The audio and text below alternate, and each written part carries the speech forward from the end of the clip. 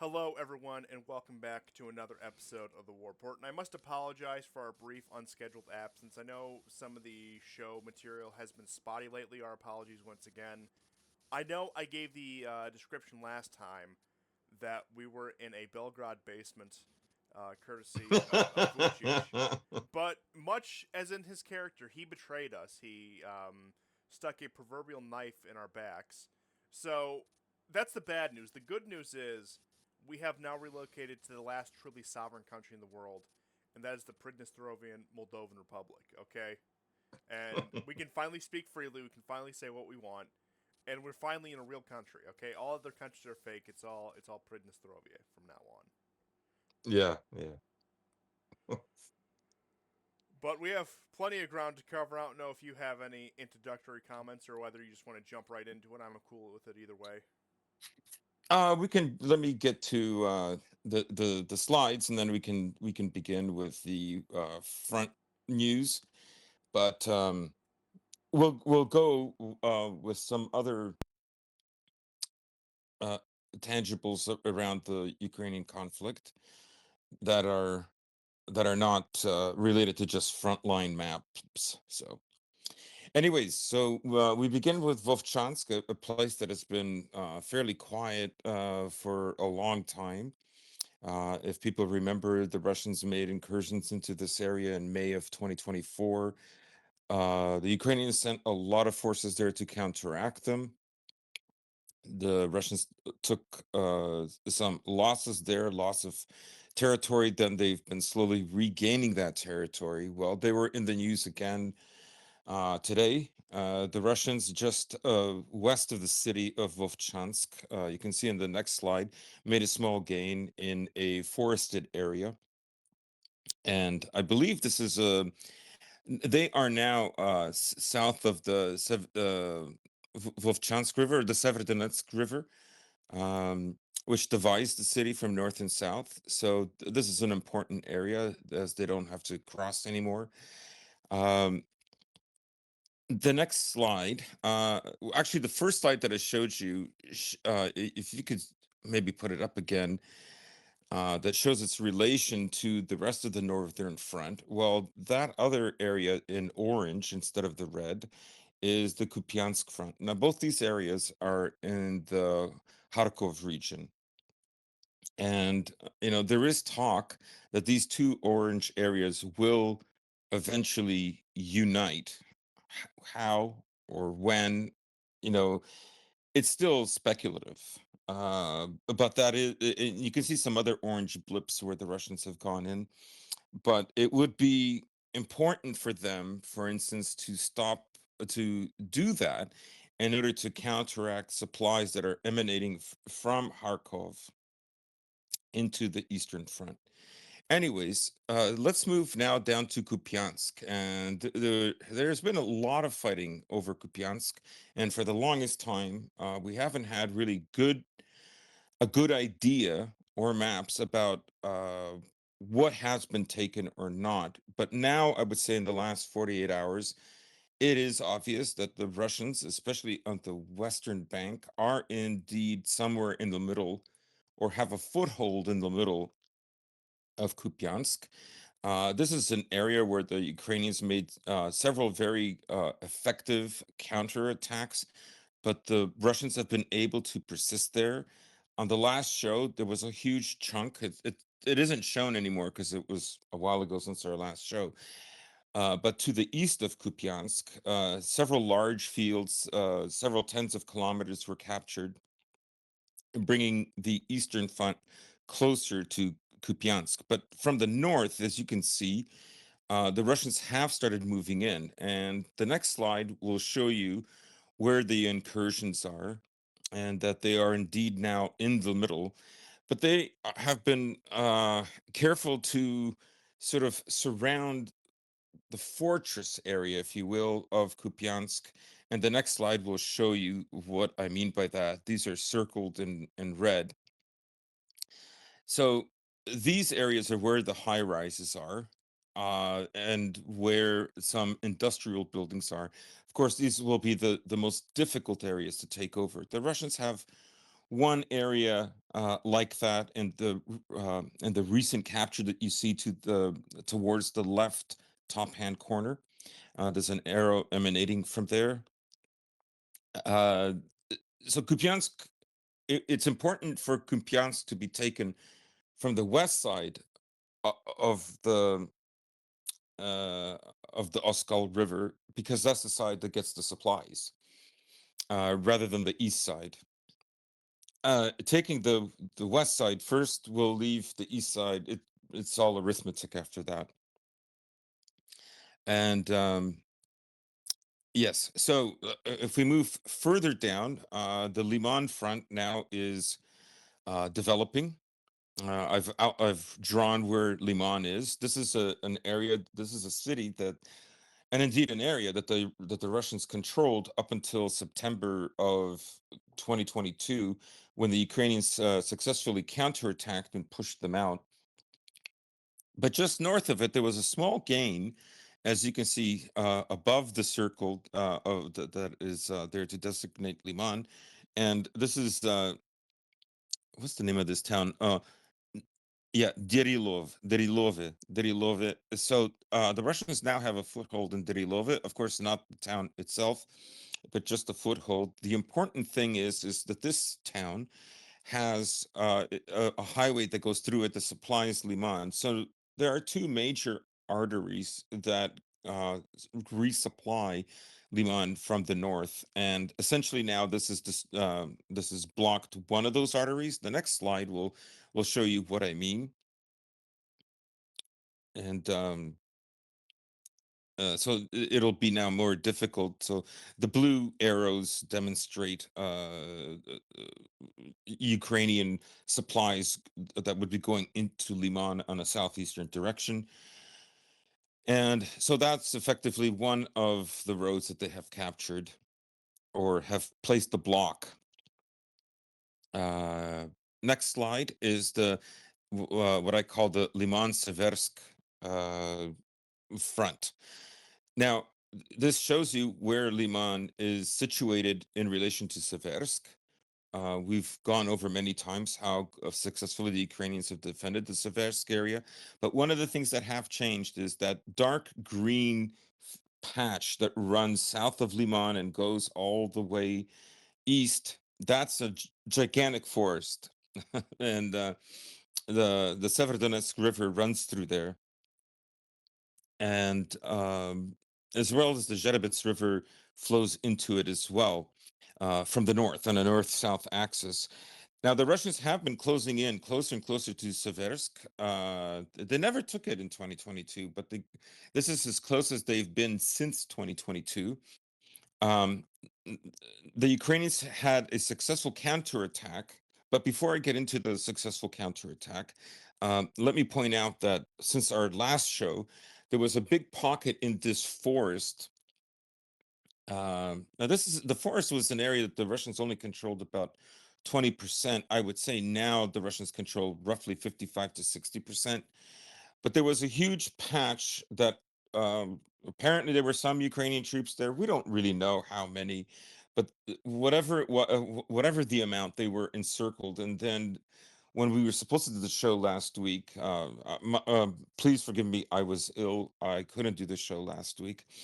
What happened was that that area collapsed. Now, because it happened quite a bit, there's no outlines. That's why you don't see them. So this is, the northern front here is very important, Seversk and Liman, because as we'll see in other maps, it is kind of the northern gateway to resolve the issue of the northern Donetsk front, but especially those triad of cities that represent the last bastion against any further Western movement by the Russians. And that, of course, would be Slavyansk, which is just west of Seversk, which is the bottom circle that I have on the map. And then right underneath Slavyansk is Kramatorsk, and right under Kramatorsk, a little bit further down, is Konstantinovka, which is immediately adjacent to Chasov Yar. So th- that's why that's important.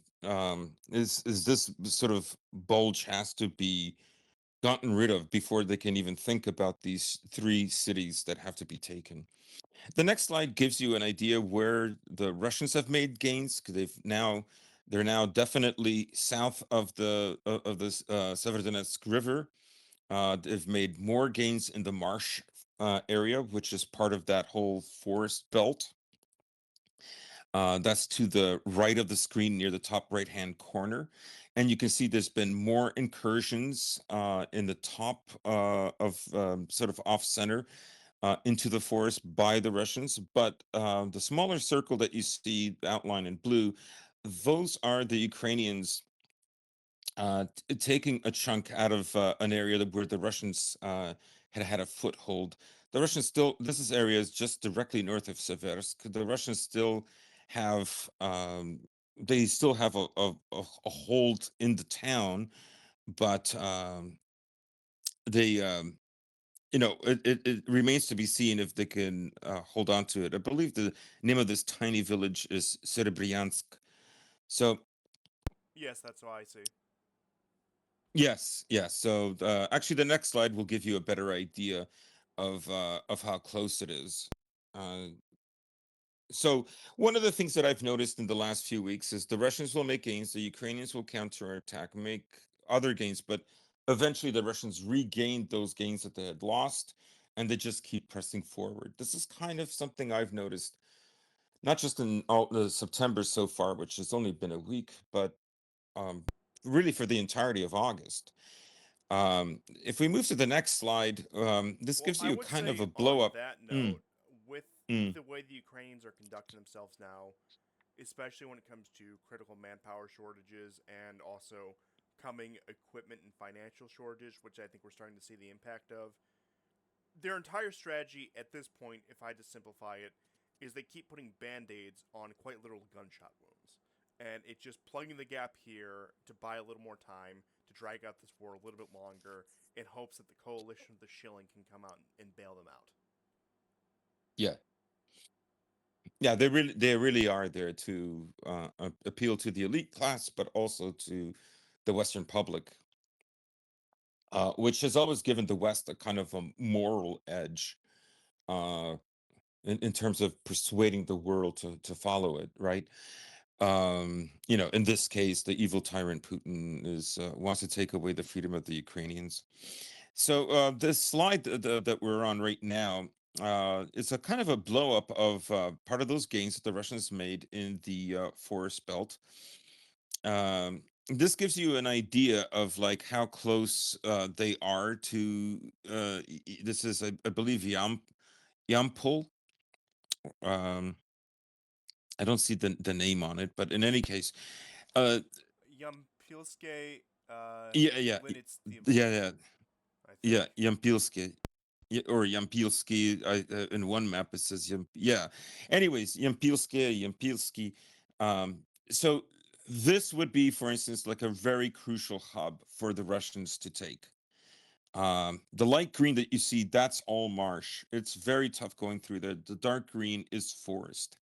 This is a very unique part of the front. It's really unlike any other. You don't have the vast stretches of farmers' fields. Paradoxically, that area around Seversk, though, is not like that. So immediately south of this area is all fields. And the town outside of Seversk, where the Ukrainians have made regained some position in the fields adjacent to the town. So there's nothing left of this town anymore. And both sides have had issues with taking it and keeping it because there's nowhere to hide.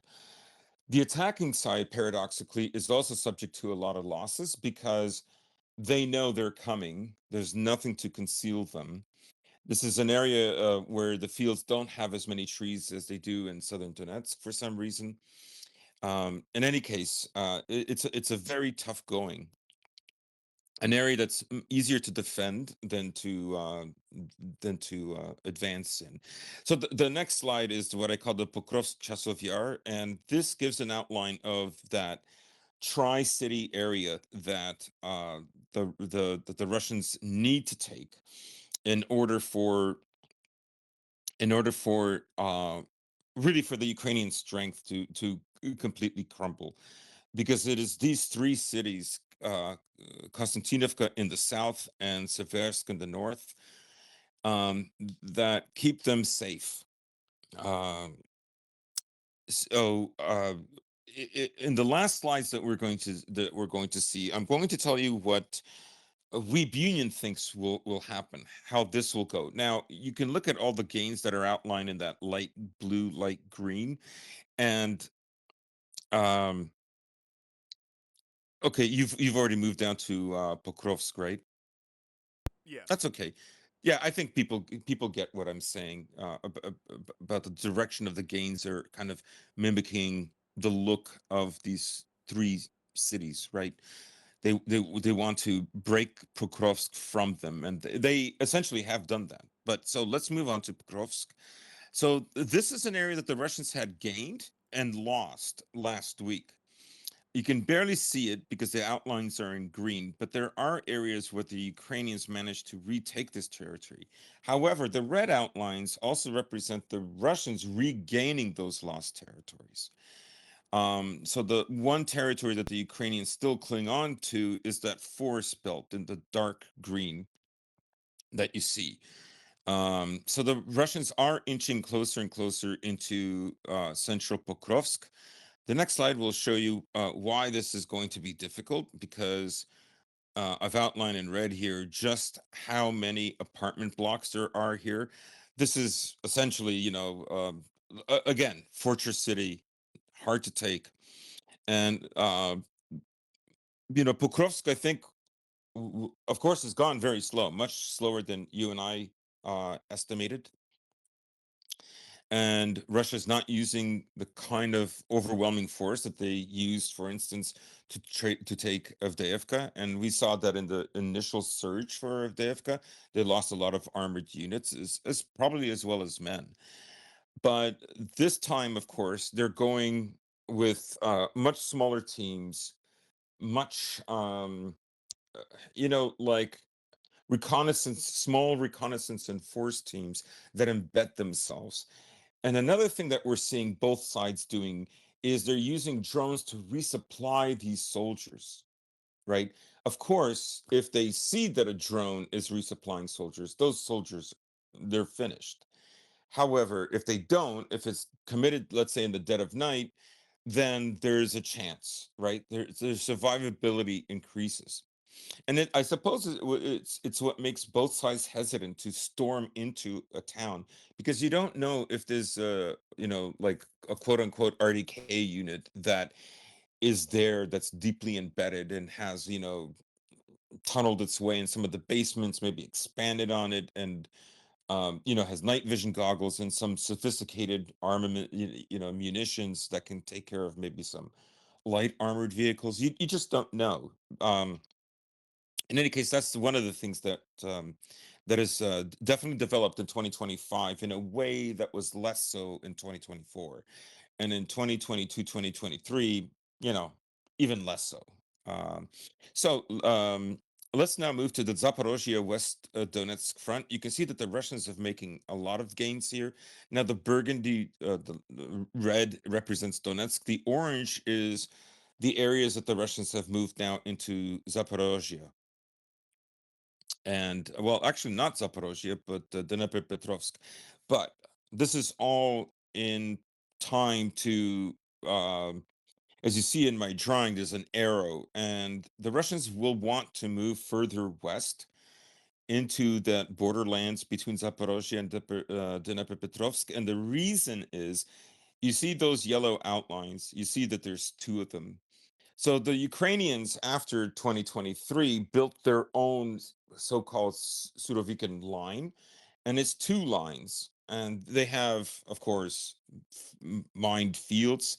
They have anti-tank trenches. They have dragon's teeth. They have all kinds of things to slow down the pace, and it would make it obvious if a an attacking army was moving against them. So the Russians want to bypass this area by going above those two lines. Um, and notice that the reason they built these walls is they were confident that the Russians would not or could not break through the Donetsk um, urban agglomeration. So they thought that they would move from the south. Now, here's the thing that's so hard for the Russians from moving from the south. The railroad that is supposed to link, southwestern Russia to Crimea, that just got finished, and it hugs pretty close to the shoreline. There are very few roads that actually go to the southern front, the Zaporizhzhia front. And so resupplying Russian troops there is not easy. It's much easier for the Ukrainians to do it because they have big cities like Zaporozhye city, Dnepr city, Pavlograd, much further north, Poltava, but all of it is there. The roads are much more dense and close, and the network is more expansive in the north than in the southern part of Zaporozhye, the part that hugs along the Azov River. But let's move to the next slide. So you can see that the Russians have made some gains here. The green outline, this is an area that has gone back and forth a few times. So the Russians had this area, they lost this area, and now they've regained this area. So you can see just the intensity and the back and forth of the fighting. The green outline is obviously it's an area that the Russians already controlled. The light green, that's what it represents now. So now let's get to the last bit of the frontline news, and it's what basically what Weeb Union is saying. By the way, all these maps are from Weeb Union. Um, I've been a subscriber to him since late 2022. So here's what the Russians are planning to do. That he thinks they're going to storm out of this area to envelop that whole Donetsk front. Remember the Tri-City area that I keep talking about? Um, Slavyansk, Kramatorsk, Konstantinovka. You can include Siversk as well. That's sort of like the front line city protecting from the east those three cities, because those three cities are in a valley and they're easy to hit. Siversk is on a hill, which gives it a very favorable and defensive position.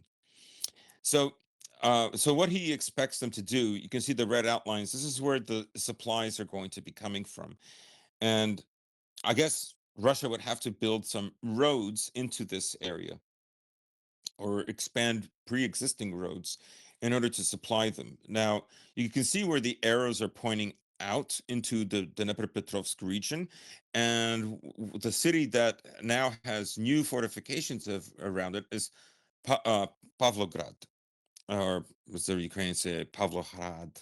I just can't do the H thing. So, No. anyways, um, so that's basically it for the frontline news. I will say that the Russians have had their largest aerial strike this weekend. Something that has been happening since the end of August is they seem to have targeted um, some small rise apartment complexes. So today, a woman and a child and her baby were killed. There were 19 that were killed at the end of August. I believe this August 27th or 28th. Now, in the past, the Ukrainians have held NATO members, generals, volunteers, important Ukrainian leaders in civilian buildings. That doesn't mean they're always doing that.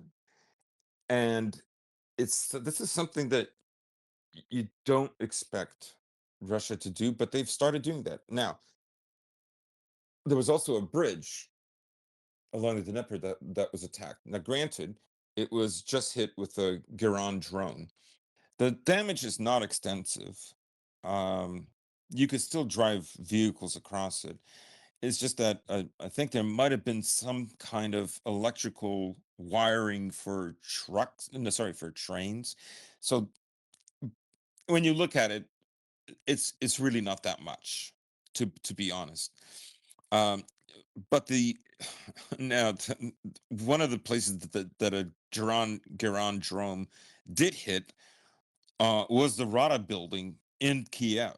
So if you want to post the photo, there's actually two of them, but the photo from the outside shows you the level of damage. This is just not like this war has been going on for just a little over 3.5 years, and I'm very surprised that the Russians have.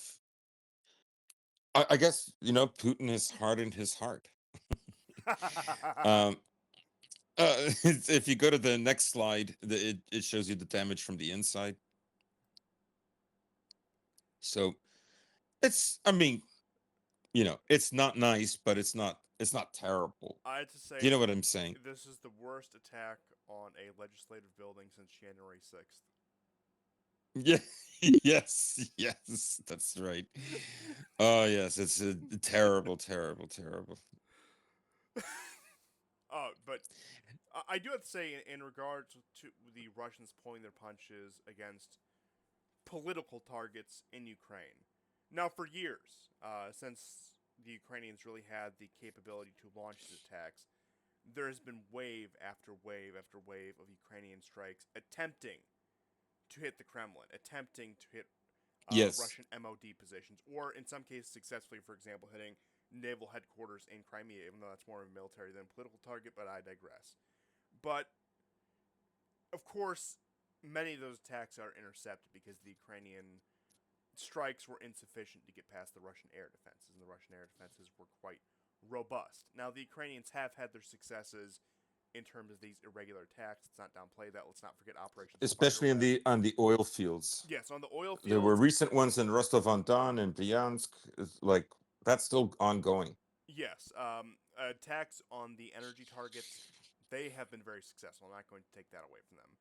But now the Russians are finally, as we see, starting to hit more administrative buildings in Ukraine. Now, there's been strikes in the Ministry of Defense, there's been strikes on TCC buildings. So you have had Including this. one tonight, in Kiev. Yes. Uh, Go ahead. Go ahead. So, Sorry. so you have had this gradual escalation. And if you believe the claims of Naftali Bennett, that the Israeli prime minister at the time during the outbreak of the Russia-Ukraine war, he negotiated pretty much for Zelensky's life. He got guarantees from the Russians that they would not target top political leadership, especially Zelensky. And I don't think that the Russians are hell bent on taking out the Ukrainian political class. Just first and foremost, I think they're too useful to them because, uh, let's just be honest, they're not the most competent leadership. They're all looking for their golden parachute. So these aren't people who are really dedicated to seriously winning this war versus covering their own asses, if we're just being crude about it. But I do think as this war goes on, as there is less and less willingness from the Ukrainians to negotiate, that we are going to start seeing more and more strikes against the state infrastructure of Ukraine. Because at this point, depending on how you want to read into the Russian narrative, uh, the Ukrainian state does not have a legitimate government. It is not led by anyone who has the right to be in power. And you listen to Lavrov say this, you listen to Putin say this. Zelensky's only acting president, his term is expired. We could only negotiate with him. He wouldn't be in a legal position to sign an agreement. Blah, blah, blah, blah, blah, blah, blah. We've heard this all a million times over. Yeah. But at this point, and what's interesting is I've talked to some Russians about this who are a bit more hardline on the issue, and they think that, I mean, frankly, this is insufficient, but also that why were they waiting until now? That these should have started after the first Istanbul talks fell apart, because at that point the Ukrainians showed they had no willingness to negotiate, so there's no reason to keep this going. Now, you could make the broader strategic argument why that was a good idea, why that was a bad idea. I just want to give you an idea of what, say, the pulse is in some elements of Russian society, just based on my personal conversations with some people who are more in touch with that issue. But I do think as this war goes on, as Zelensky does continue to drag his heels, and as hardliners possibly take more and more prominent positions both within the Russian state and Russian military, we could see an increase of these types of strikes where it is a direct attack at the state infrastructure. And it is a logical escalation from what we've seen in this war, because at first it was purely military targets, then it escalated to industrial and economic targets, strikes on the power grid, strikes on factories, which there were a few strikes on factories in Kiev just over these past couple weeks here.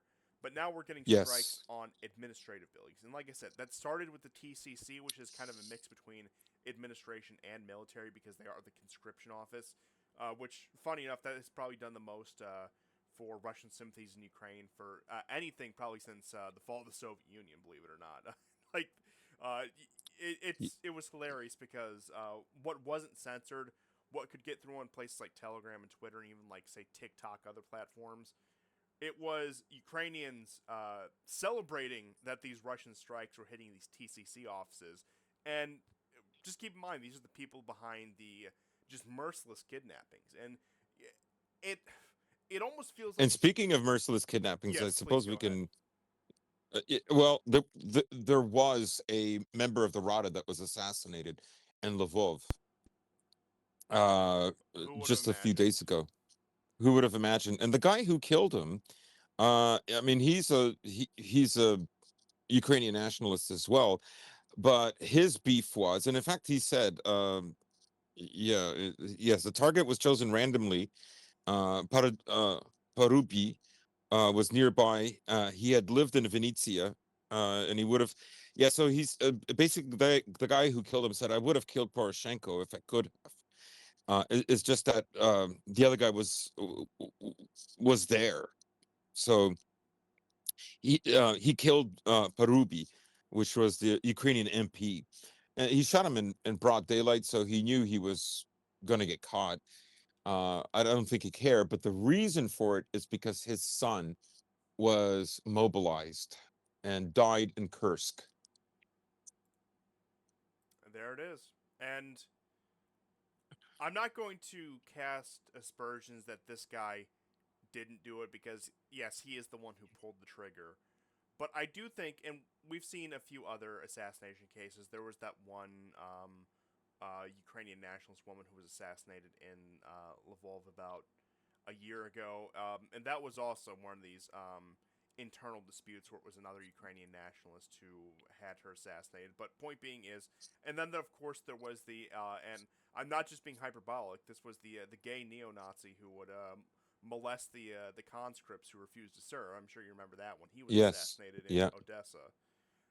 But that's right. I do think you are going to see an uptick in this type of activity as the Ukrainian war effort unfurls.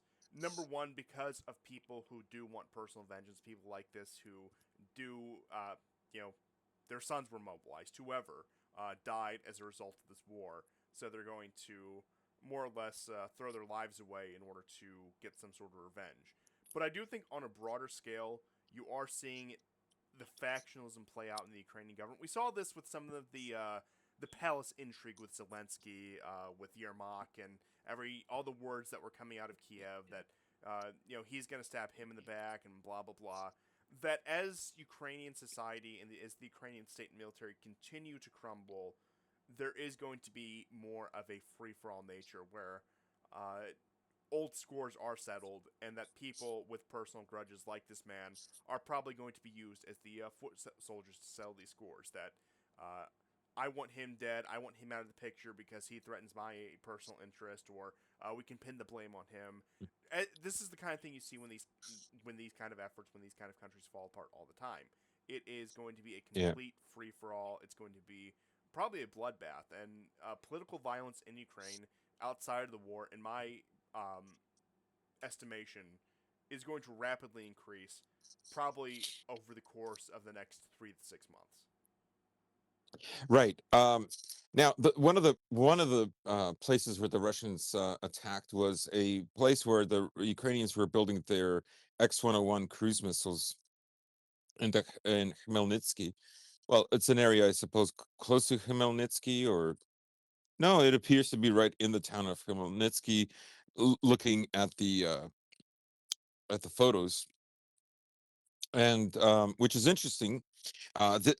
This happened on September the 3rd, but on August 28th, the Germans announced that they opened the largest munitions factory in Europe.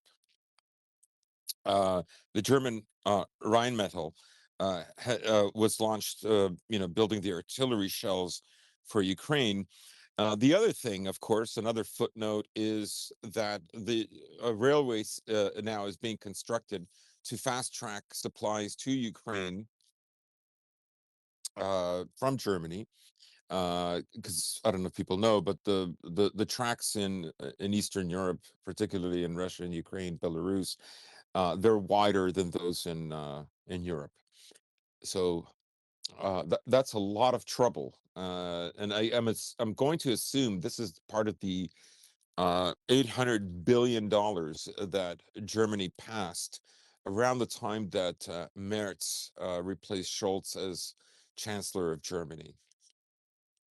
So I mean, neither side is going to settle. This war is going to drag on, and if it does stop, it will reignite somewhere else. Now, I don't know if we have time, but I did see a very interesting interview with a guy named Thomas Malinen, a Finn. Now, he claims that he was part of a conference. Yeah, he was on a show called Neutrality Studies or Studies in Neutrality. I can't Yeah, remember it. You do you know it? I know the one, I know the one you're talking about, and that It's one of those YouTube channels that many of the people sort of, quote unquote neutral or pro Russia end up, Mearsheimer, various people. But there's also people I've never even heard of that appear on this show. Even guys like Jeff Rich from the Burning Archive has been on this show. So um, now what he had to say was, I think, very interesting. If you permit me, there's a few very interesting points why he thinks that Finland could be the place that will pull the Americans in.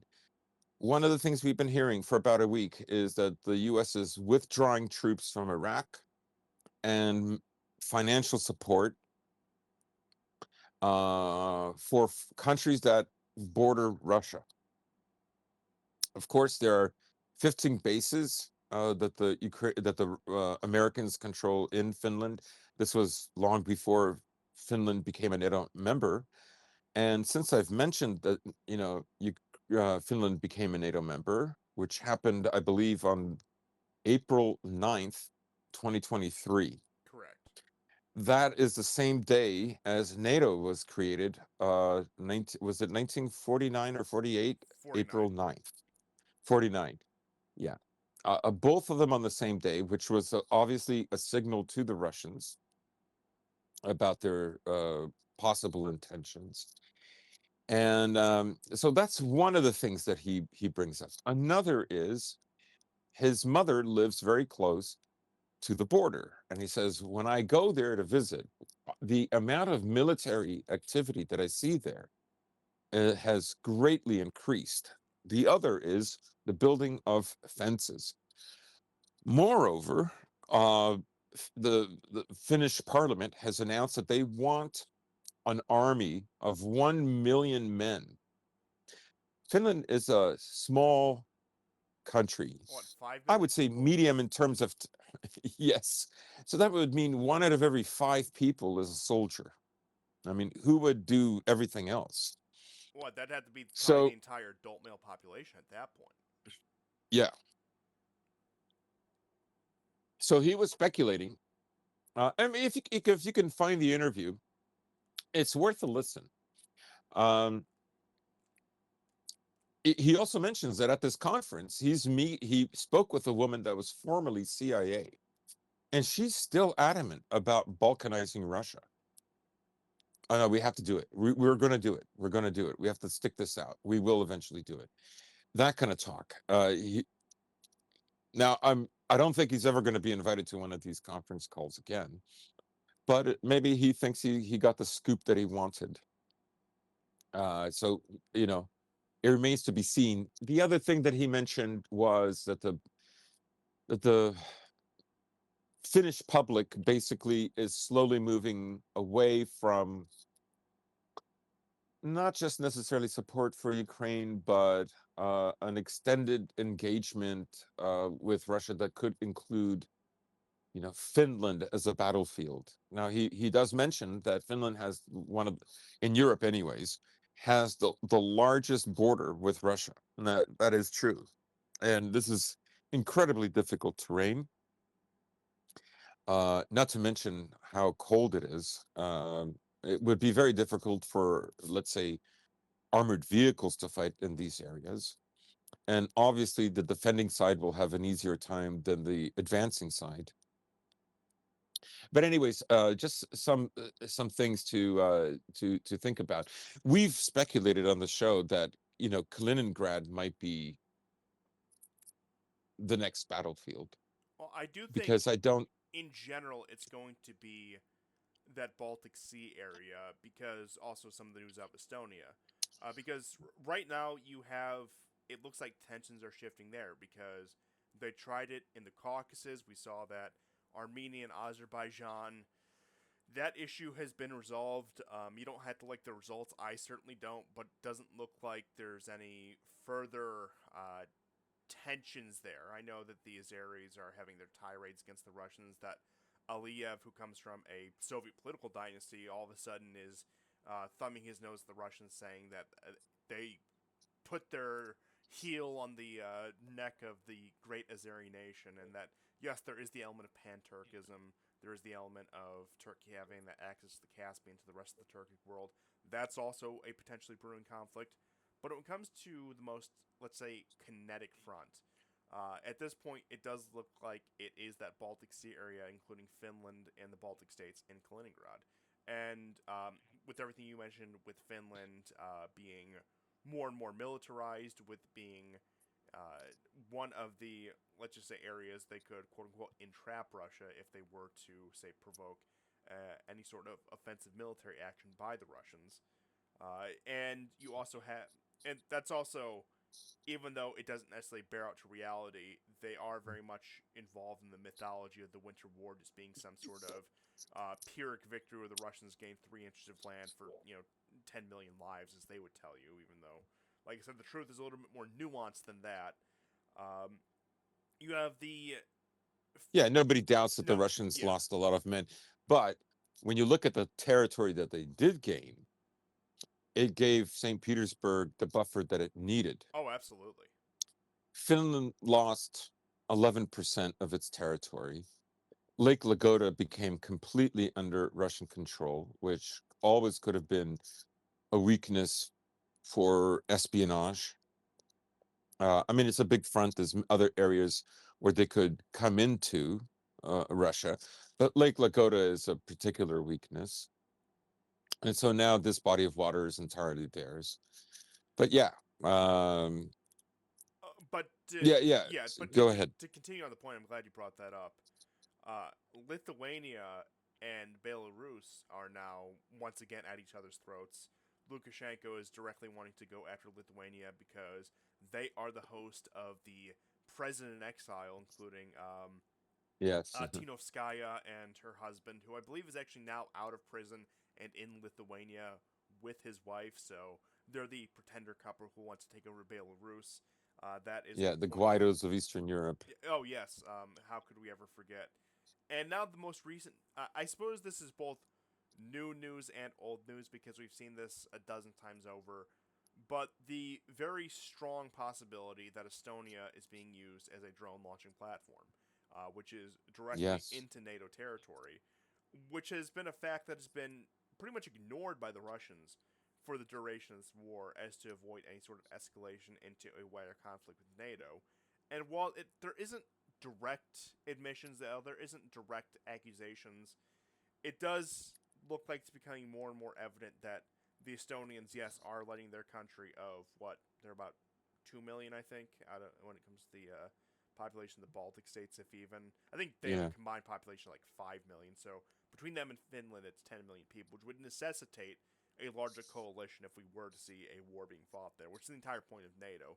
They're supposed to be the meat grinder. They're supposed to take the blows while the Western armies sluggishly mobilize and eventually confront the Russians, which for any of these countries that think they're being protected from the Russians, it's foolish. You're being used as a meat shield against the Russians while the West mobilizes. That's what all this is about. That's what this is about with Poland. That's what this is about with Romania. And these countries who think they're under a security umbrella don't realize that they are the security umbrella. But that's beside the Yeah, point. I mean, yes. Now, I admit, and I think you would agree, starting another conflict with the Russians in Finland, it seems insane. Like, I mean, that would really, because of course everyone is thinking Article 5. The pretense, right? The pretense with Ukraine is that Ukraine is not a NATO member, when in every respect it is, except the official one. However, now that Finland is part of NATO, that pretense wouldn't is not going to be there anymore. Now, technically, it doesn't necessarily mean that if the Russians attack, and of course it would have to be an unprovoked attack. Of course, Malinin mentions that he thinks that there's a possibility of a uh, um, of a false flag occurring there. I don't know how much it would fool Americans. Like, I think, the Assad gas attacks were a failure because people just stopped believing the official story of 9/11. Yes, And the Bucha absolutely. massacre is another example. People just don't believe it. It just makes them mad. And people who even say they believe it probably don't, but for political reasons they say that they do. Because it's a talking point in an argument, usually with their political adversaries. And this is true of, whatever, average Joe to, a politician in any Western government. So I don't know. Nonetheless, I did find that whole issue about Finland being involved in a potential war with Russia interesting. But I like what you said about that the populations there are so small. Countries like Sweden would have to intervene right away. Even Poland, who seems unwilling, they've repeatedly said that they will not send troops to Ukraine, Oh, I have an peace or no entire peace. thing, entire Oh segment yeah, written that for it. whole Don't worry, a I'll get to year and a half of these stupid announcements that we're going in, but only if there's peace. We're it. going in. We're going in. We're going in. So it would mean that it would be a big front. So it could be that both Kaliningrad and Finland become involved. Well, I will Again, say, this would mean World War III, like in a really big way, not little World War III that is going on right yeah, now. like official World War III, like Official. Western boots on the ground, including Americans. And I will say a Yeah. point both in support of this idea coming to pass and also opposed to it. You look at the rhetoric Mm, coming out of Europe, the remilitarization. Merz has been pushing on that ever since, even before he got into office, that we need to rebuild a European army that is able to go head to head with Russia. War with Russia by 2027, war with Russia by 2030. yes. Of course, the date always keeps floating. Now, Malinin did mention this. Yes, He did yes. mention this, that he does not expect it like next year. He believes possibly 27 and later. And he also mentions, why was Alexander Stubb in Washington when Finland is not a big player like Germany, France, or England, or sorry, the UK? That that is a good question, but I will say one point because I did mention this to you about Alexander Stubb is I appreciate that the Finns have just nominated an aristocratic Swede to lead their country and given up on the unpronounceable like Simo like Hayasnita stock names.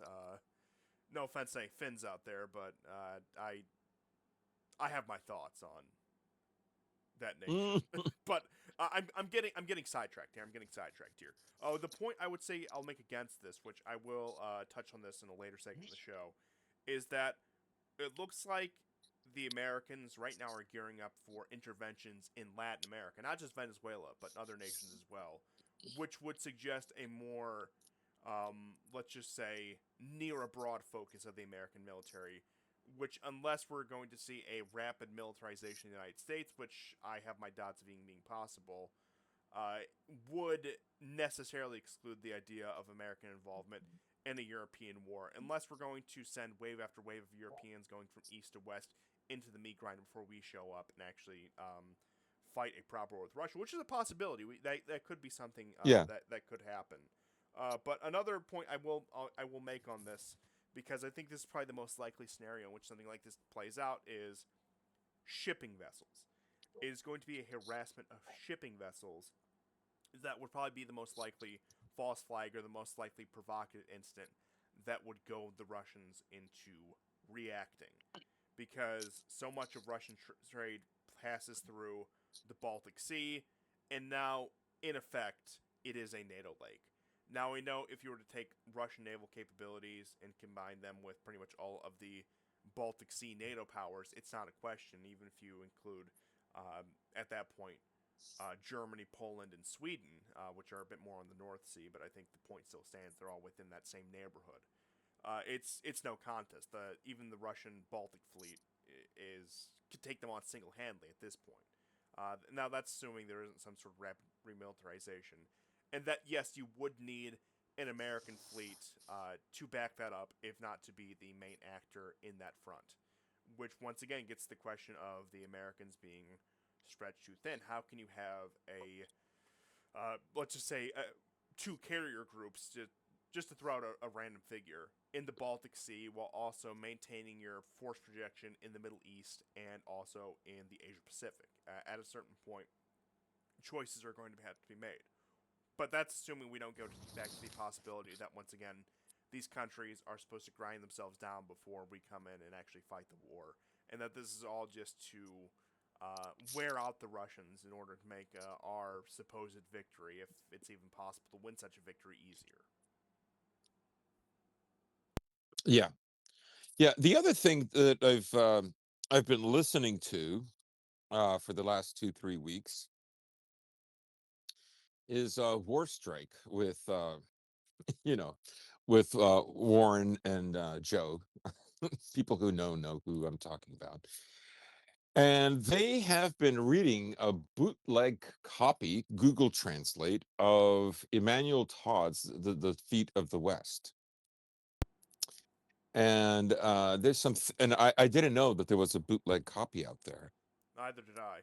But I will Yeah. say, in terms of if you just want digestible bits of that without looking up a bootleg copy, Jeff Rich of the Burning Archive probably has the best summaries on that for anyone who just wants an introduction to what Yeah. it is.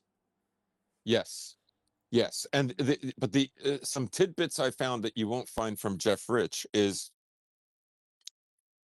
uh there's some terms that Emmanuel Todd uses called zombie religion and zero religion. So zombie religion is when people don't really believe the religion of their culture, their nation, but they go through the motions. Zero religion is when that doesn't exist at all. And he believes that for America, they went from zombie religion to zero religion in the year 2000.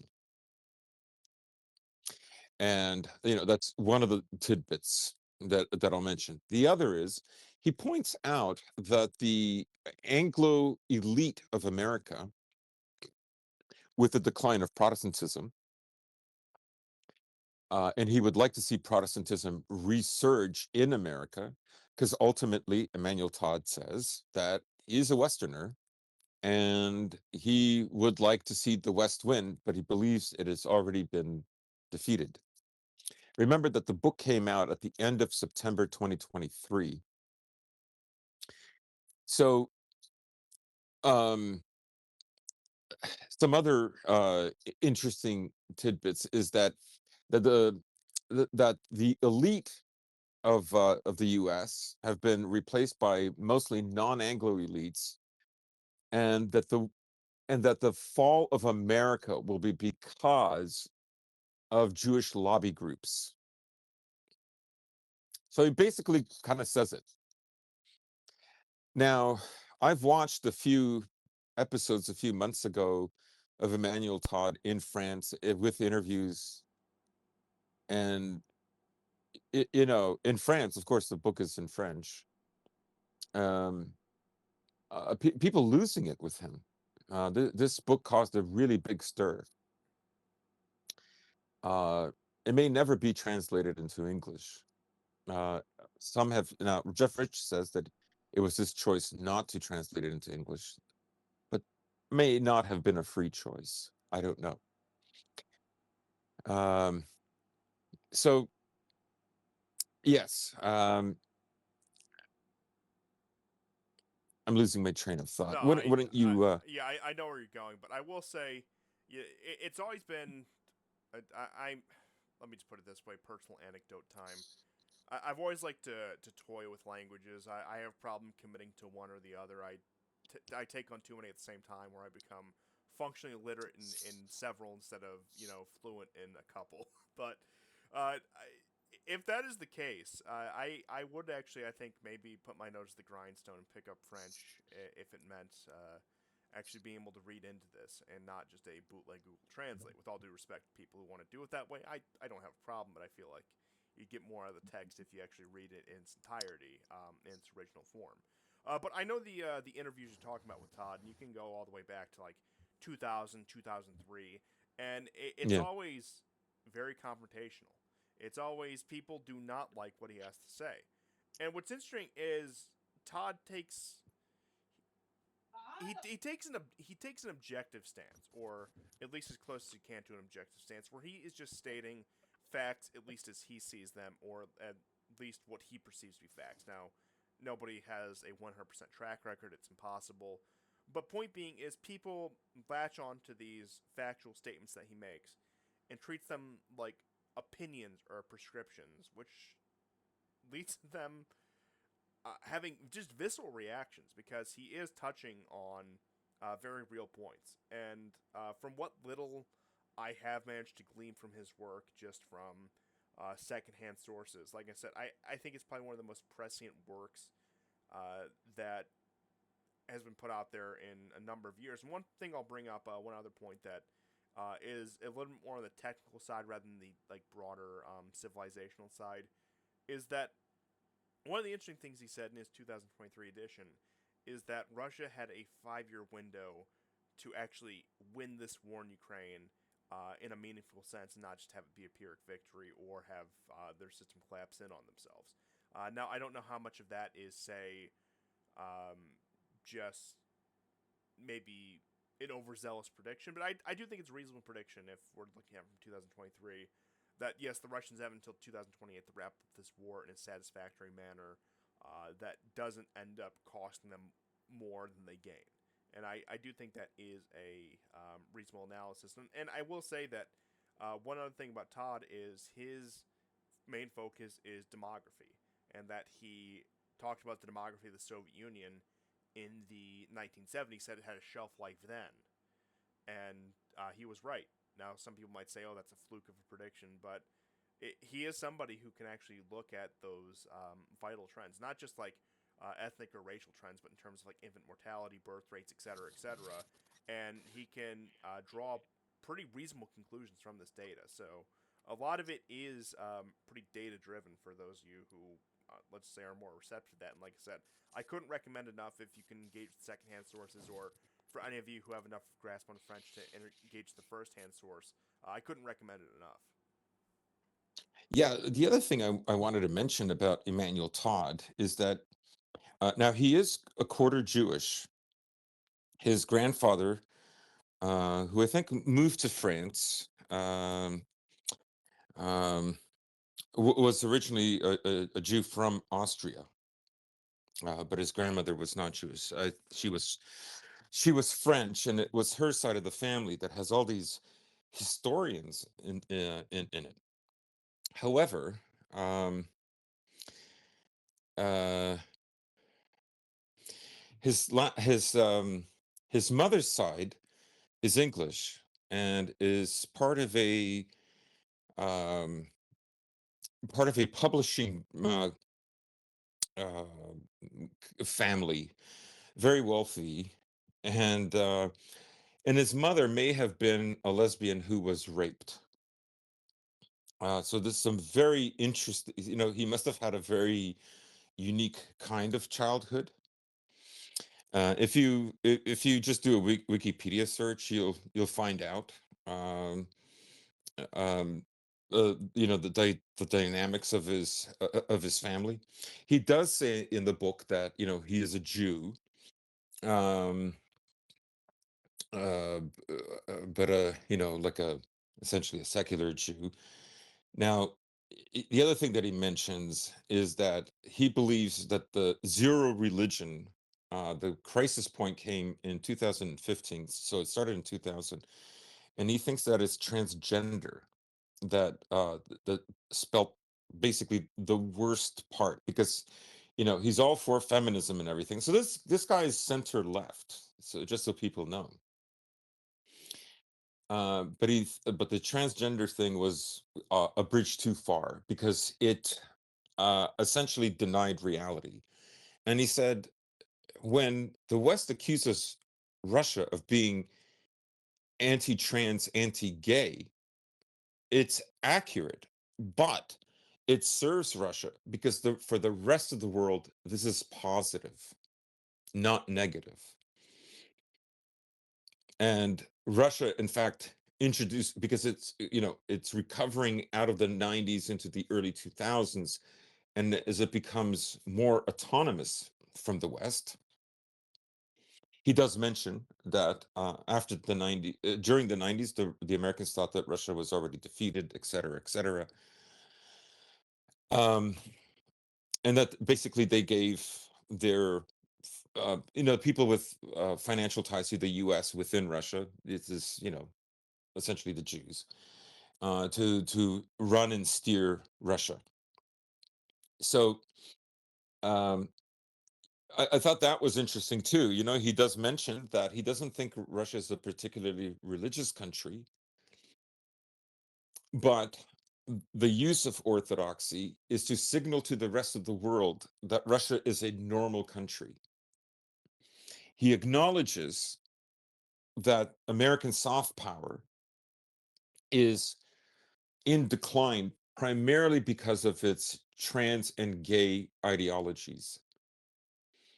Right? Think of when Biden was in power and Rahm Emanuel goes to Japan and scolds the Japanese because of transgender washrooms. Why are there no transgender washrooms? And so the Japanese changed their law for this. If you allow me to go back further, let's go back to Trump's first term when he made the policy of decriminalization of homosexuality globally a foreign policy goal.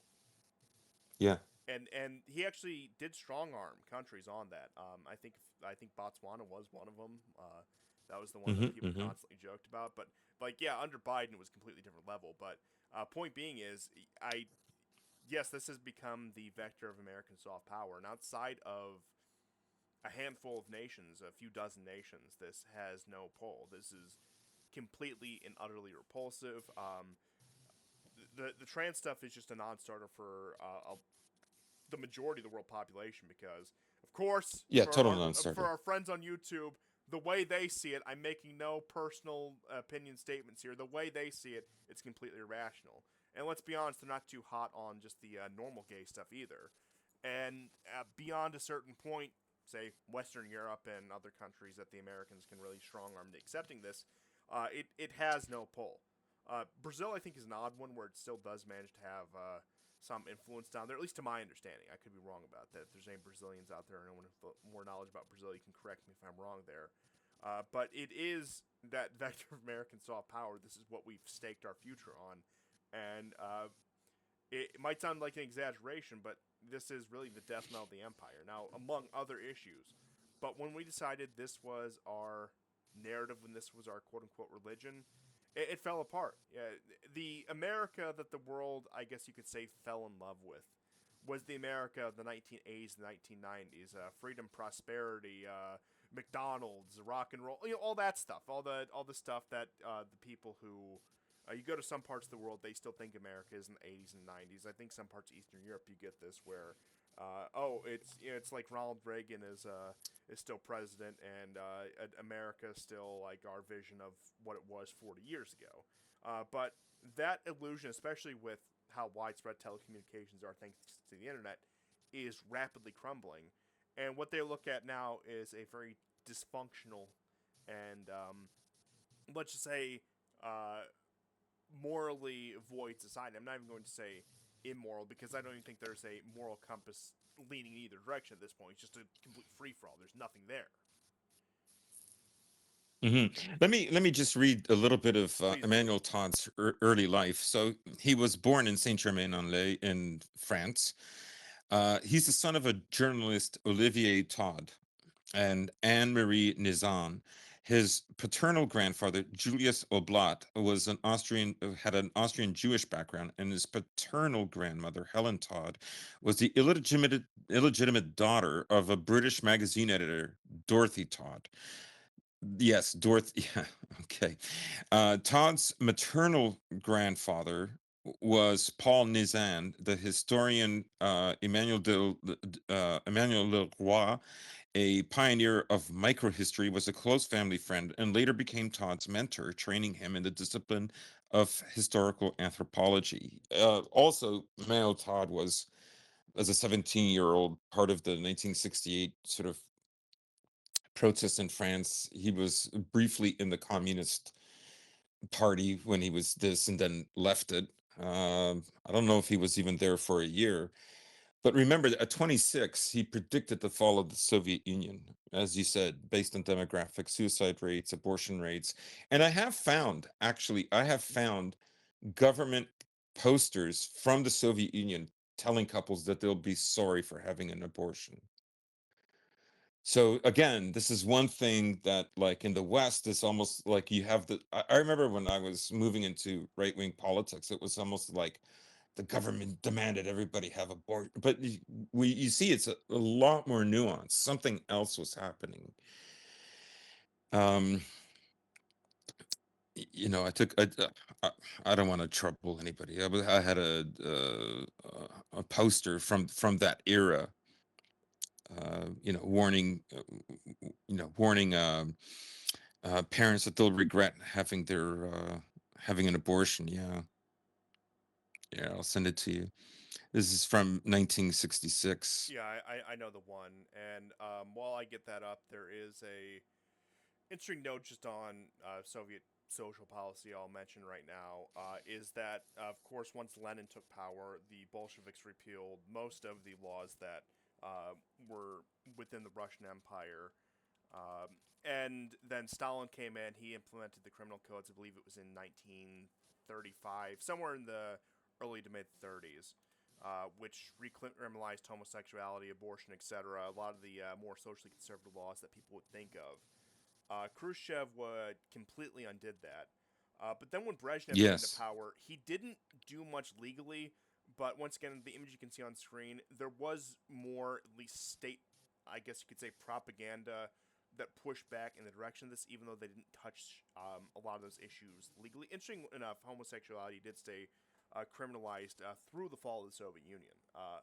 But at a certain point, they realized, okay, they decriminalized the abortion issue. They introduced some elements of sexual libertinism in line with the quote unquote original communist vision, as somebody like Khrushchev would have said. But then they realized it simply is not sustainable in society. So rather than legally address it, they once again waged a, I guess you could say, information war against with this kind of thing with this Yep. poster right here. And there's dozens of examples of these kind of posters, not only about the abortion issue, but several issues within the Soviet Union. The anti-alcohol campaigns, I think, are another one where there was no explicit ban or any penalty on it, but it was just a push towards an anti-alcohol campaign. And I, I guess you could say it does show, and I'll let you finish your point here. Once I just I think finish you're finish this. finishing for it much better than I Good, could good, have. good. It does show that even if there wasn't any sort of official crackdown into this, there was a recognition of the basic elements needed to run a civilization. And I will say, not that I'm going to condone the legality of abortion, there was an interesting shift in American policy because pretty much even the Democrats through the 2010s were safe, legal, and rare. It's like, oh yeah, we can accept that needs to happen, but it's not something socially desirable or something that we necessarily want to see. Low abortion numbers are good, et cetera, et cetera. Where then it became a political wedge issue. It became a core plank of their platform.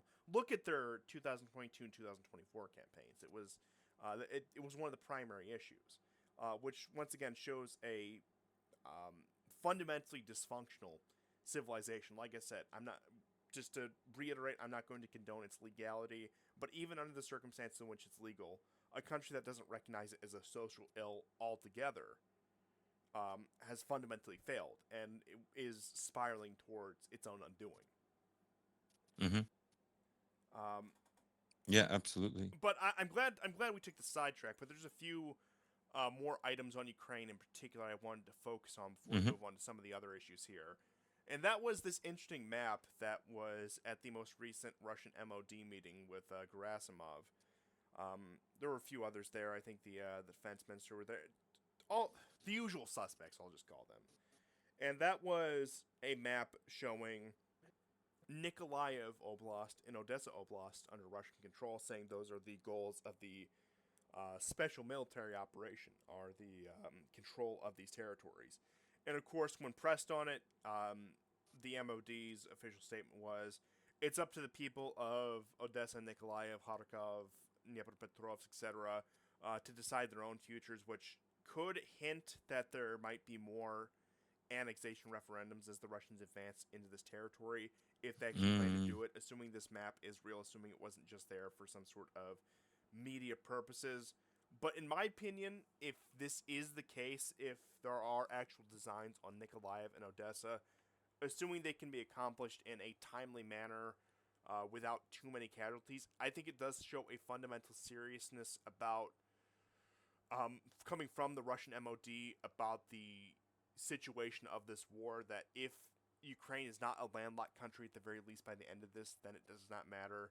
If you capitalized on the anti-Maidan movement, if you stepped up for the so-called Russian Spring in 2014 and failed to liberate Odessa, even in a de facto sense, then this war was fundamentally for nothing, which it did look like with some of the talking points coming out of the Kremlin, some of the talking points coming out of some Russian officials, that they were going to just take the 4 Oblast plus Crimea if that's the deal they could get. Some could say that's just always been an official position, that's always been the quote-unquote conciliatory position. But I do think, given Putin's track record, Excuse me. there is real concern that may have been the possibility. So if we're to take this map at face value, if this isn't just fantasizing, if this isn't just some sort of media ploy, then I do think it shows a seriousness from the Russian state that this war does necessitate, if it is going to have been worth it in the first place. Because, once again, I've said this many times before. I've said it on the show. I've said it on other platforms. I've said it in plenty of chats and comments because I have been known to, let's just say, pester others with this kind of thing. If this war does not end in a de facto Russian control of the Black Sea coast, and Odessa in particular, then it will have been a failure. Right. Right. Yeah. But two other things I cover with Ukraine, two other side stories. The first one is the attack on the Druzhba pipeline, which of course feeds oil from Russia to Slovakia and Hungary, the two most vigorous nations in all of Europe. Of course, they're the traitor nations that must be dealt with. Brussels can tolerate nothing of this. And that is, Ukrainians had launched drone attacks on the Druzhba pipeline. It turns out one of the main operators from this was actually an ethnic Hungarian who is now banned from Hungary, who oversaw this operation, has been fighting for Ukraine since, I believe, 2022, 2023. I can't remember his name exactly, which is, I mean, you look at the treatment of ethnic Hungarians in Ukraine, it's a bit pathetic that this would be the scenario. Allegedly, Trump wrote a letter of support to Orban and Fico regarding the Druzhba pipeline, that he was, quote, very unhappy that the Ukrainians would attack Druzhba and that would sabotage Mm. energy flows into Europe. I'm sure, Donald. I'm sure you're just greatly displeased with that. But I mean, does he? I guess he really believes people believe him. I mean, I guess there are people who do, right? but it was funny because when you had this SCO summit, which was actually attended by Fico and also by Zharto, who's the foreign minister of Hungary. Yeah. There was a sideline conversation where Putin was more or less telling the Slovaks, "You need to pull the plug in Ukraine. Look, you know how much of their power grid is plugged into yours. If they keep doing this, you need to actually follow through your threats and cut off the Ukrainian power grid." And I don't know how much of that was just if that was Come like on, Vlad. Do you know what kind of trouble Slovakia would get in if they did oh, something like that? absolutely. I Like, don't know if that was a quote unquote planned hot mic moment where they wanted to just, do it for the spectacle.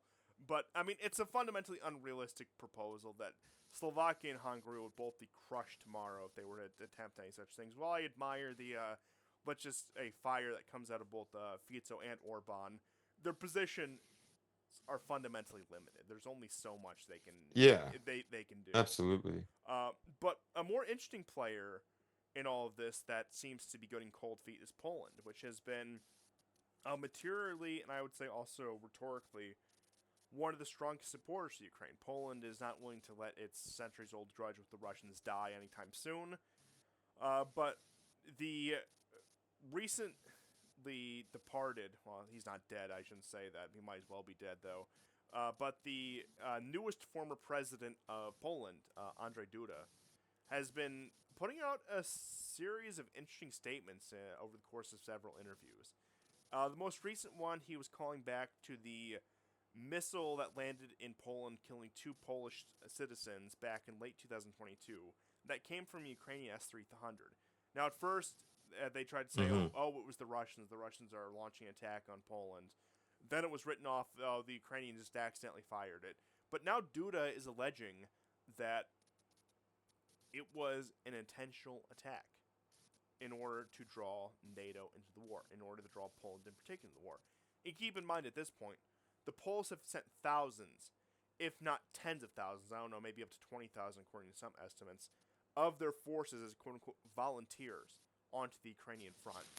Some of the most common foreign fighters you would find for a while were Poles and Georgians. And it's speculated that they've lost up to 2 to 3,000 people in this war. And sure, you could say you can't have too much sympathy with people who go in to fight in a foreign war that is really little to none of their concern. But at the end of the day, the Poles, and you see this from the population, you see this come from some statements of Nawrocki saying he's not going to commit to any sort of peacekeeping troops, even in the event of a ceasefire. We'll see how long that lasts when it comes into real pressure. But you do see this attitude in Poland, especially with the number of Ukrainians they've taken in, these number of Ukrainians who just have complete disregard for their Polish hosts. And I'm not saying it's all of them, but I'm saying there's a significant number of them who still want to put up monuments to Bandera and these other people who participated in massacres against the Poles in the 30s and 40s. And just a general ingratitude from these people who live on the welfare system, who are just live the kind of parasitic lifestyle stereotypical of, say, the worst refugees. And the combination of that, the possible thousands of lives that Poland has given in quote unquote defense of Ukraine, there is a national attitude developing where they feel like they have been taken advantage of by this nation and have seen nothing in return. Now, of course, this all goes back to, orders come from Brussels, they come from Washington, they'll never acknowledge that. But general opinion, the general temperature is a souring of opinion on Ukraine, not necessarily a turn towards Russia, but at a certain point, and I can somewhat sympathize. You have the Polish people asking, "What more can we do for you?" Especially if you're going to return the favor with Bandera monuments in complete ingratitude. What more do you want us to do for you?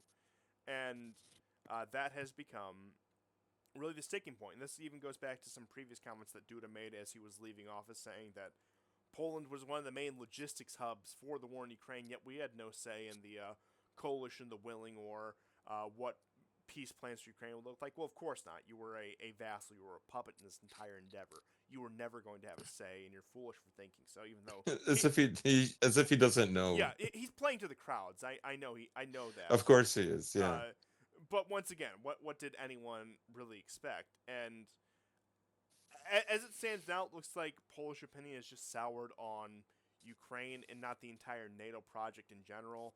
I don't think many of them, to their detriment, have realized that they're the next meat shield when this falls apart. If we are to see conflict in Kaliningrad, if we are to see conflict in Belarus, you guys are going to be the next Ukrainians. And I hope for their own sakes and for the sake of peace in Europe that they do realize there's a very real possibility they are the next Ukrainians, that they are the next ones to get thrown into the meat grinders. They're the next one to have their young men, or I should say men of all ages, thrown into the vans, given 5 days of training before being put on a front line to get blown up by a drone. But unfortunately, I don't think that reality has really set in Poland. Maybe in a subconscious sense, maybe some people understand that but refuse to admit it, or are blinded by other certain ideological and ethnic grievances where they will not admit that, which creates a very dangerous situation. Because I think at this point, Poland should know that there's a very real possibility they are next, that the same thing will happen to their country. And aside from some anger and outrage towards the Ukrainians, there doesn't seem to be much pushback. And like I said, I sincerely hope they can come to their senses about that. But it does look like almost the Ukrainians are being scapegoated, not saying that they bear no responsibility, but that they are being scapegoated for this NATO cannon fodder policy, in which case Poland could very easily walk into themselves. Hmm. Yeah, I think that you said it perfectly. And that's not just there. I'm sure you'll start to see similar sentiments in Romania, which is going to be one of the largest sites of a NATO military base in the entire alliance. Finland and the Baltic states, we talked about this. And once again, this all goes back to Soros. I know that is the, I suppose if you go back 5 to 10 years, that's the schizo buzzword, everything is Soros' fault. But no, I'm being serious. You can go back to Soros. You can go back to his writings from 1993. This was the plan from day one. This was the plan since the fall of the Soviet Union. If Russia did not submit to Western liberal designs, they were going to mobilize nation after nation in Eastern Europe to throw them into the meat grinder until the Russians eventually submit. And that is the plan they're continuing on. Ukraine is not the end of this. Hmm. Hmm. Even if Russia gets their Hmm. resounding victory in Ukraine, if they do make the country landlocked and have the rump state of Ukraine left as a neutral power that can pretty much, let's say, bend to Russia's will, maybe even look like a second Belarus post 2020, that is not the end of it, because other nations will be mobilized into the same self-destructive policy. And as for what the solution to that is, I sincerely don't have any idea. Sure, it's easy enough to say that they shouldn't go along with it, but these nations have been primed for this since the 1990s. Poland has been primed for this. Romania has been primed for this. The Baltic states, Finland, and even increasingly Sweden and the Scandinavian countries. And you're also see them trying to stoke these flames in several Western countries, the continental European countries like Germany with their remilitarization program, or Macron's strategic ambiguity, where I guess you're going to have the French patrolling Odessa or whatever the plan is.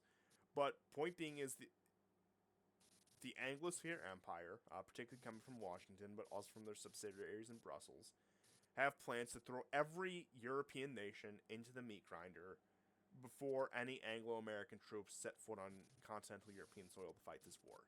And that is Oh yeah. the designs they have, and those are the designs that they're probably going to push over the next 5 years. Unless there is rapid, fundamental change, I would say particularly in continental Europe, but also to some degree in the Anglosphere, then I fear this course may be inevitable. Yeah. When I was watching War Strike, not this week's episode, I believe the previous one, they mentioned the British. They said, so there was a writer, himself British, I think, who said the British will cross an ocean to defend a Jewish oligarch. Perfidious He out. meant it he meant it in reference to the Boer War in South Africa. I mean, I thought that was just I amazing. think it's funny that you had to narrow it down because Yeah, it's like it. So many examples. There's so many examples. But yeah, that is that's a very pressing quote. Like I said, it's you can talk about Jewish lobby and Jewish influence. Not that the show has ever shied away from it, and not that the two issues are separate. Far from. But I think a lot of people really fail, and I think a lot of the cognitive dissonance from a lot of people, particularly in the Anglosphere right, comes from the unwillingness to address the role of Perfidious Albion in all of this. And that's not just talking about England in particular, that's talking about the entire Anglosphere ruling class. This is what they're willing to do. They are willing to, I believe we said this last episode, they will let the entire world turn to ash as long as they get to rule over it in the end. Yeah. Yeah. Speaking of Yeah, I letting mean, we've been hammering this point for some time, but it's true, and it should be said. Oh yeah, absolutely. And like I said, this is one thing I will continue to hammer on. But speaking of letting the world turn to ash, should we talk about the economic freefall that Europe is entering? Oh yes, yeah. Let's just say that France in particular, but also followed by the British and the Germans, they look like the pigs countries in the after the 2008 financial crisis. That, of course, being Hmm. Portugal, Italy, Greece, and Spain. These southern European countries that had their economies wrecked by '08 never quite recovered. You look at the economic state of any of these countries, there hasn't really been any substantial recovery. And it's interesting because the Italian economy is actually overtaking the British economy, but that isn't from any Italian economic growth. That's from British economic decline. Uh, the French are in a similar situation, and there are a number of factors that contribute to this, but the main one are the sanctions because it turns out the Russians are a linchpin of the global economy. And what many of these nations betted on, which turned out to be a foolish bet, is that the Russians were going to crumble under the pressure of a NATO backed war in Ukraine, and that some subservient Russian successor state or Balkanized states that come out of Russia were going to take whatever lopsided deal was handed to them. But that was not the case. Uh, Turns out Russia managed to not only survive this war thus far, but has renewed its economy and has turned itself even to more of a global linchpin when it comes to the economy. And the European nations are suffering from that. We're talking about IMF bailouts in France and the UK, and possibly Germany. Nations that were once noted for being economic powerhouses. Germany, that was once noted for being a bastion of good fiscal management and economic conservatism, balanced budgets, and just general measured policy, while also maintaining a robust economy with a very generous welfare state as well. It's not like they cut social spending to meet these goals. It was because of economic ingenuity. It was because of productivity. They were willing to meet these things. Now, it was cutthroat. They would step on the toes of their fellow European nations. That was what a lot of the early European Union was about, was German economic dominance. So I'm not saying it was a completely clean game that was played, but we are seeing now a nation that was once the economic engine of Europe has been slow decline, especially since the destruction of Nord Stream, the offshoring of industry, with it going either to East Asia or to the United States, that this is a nation in slow decline. But I think the most marked one is the UK, is the British, because I don't even know where to begin with their economic situation, but it's been a complete free fall, even worse than I would say anywhere on the continent. And maybe they're just liquidating the assets in the UK because they know the city of London has had its day in the sun, that the center of financial power within the British Isles is a thing of the past, and that everyone with money interest is getting out, including many of the, let's just say, domestic wealthy class in Britain, that they are moving their assets elsewhere. But it is, like I said, I don't know what other word to describe this than complete economic freefall. That there is really no conceivable solution at this point. Even if we were to have a complete restoration of economic ties with the Russians, I don't think that would even be enough to course correct at this point with how marked the decline in the economy is. But I think probably the most the most important observation to come out of all of this is that the empire is looting the vassals in preparation for a cold winter. Let's just put it that way. Yeah, I mean, it's in America's interest to. I mean, okay, so Emmanuel Todd.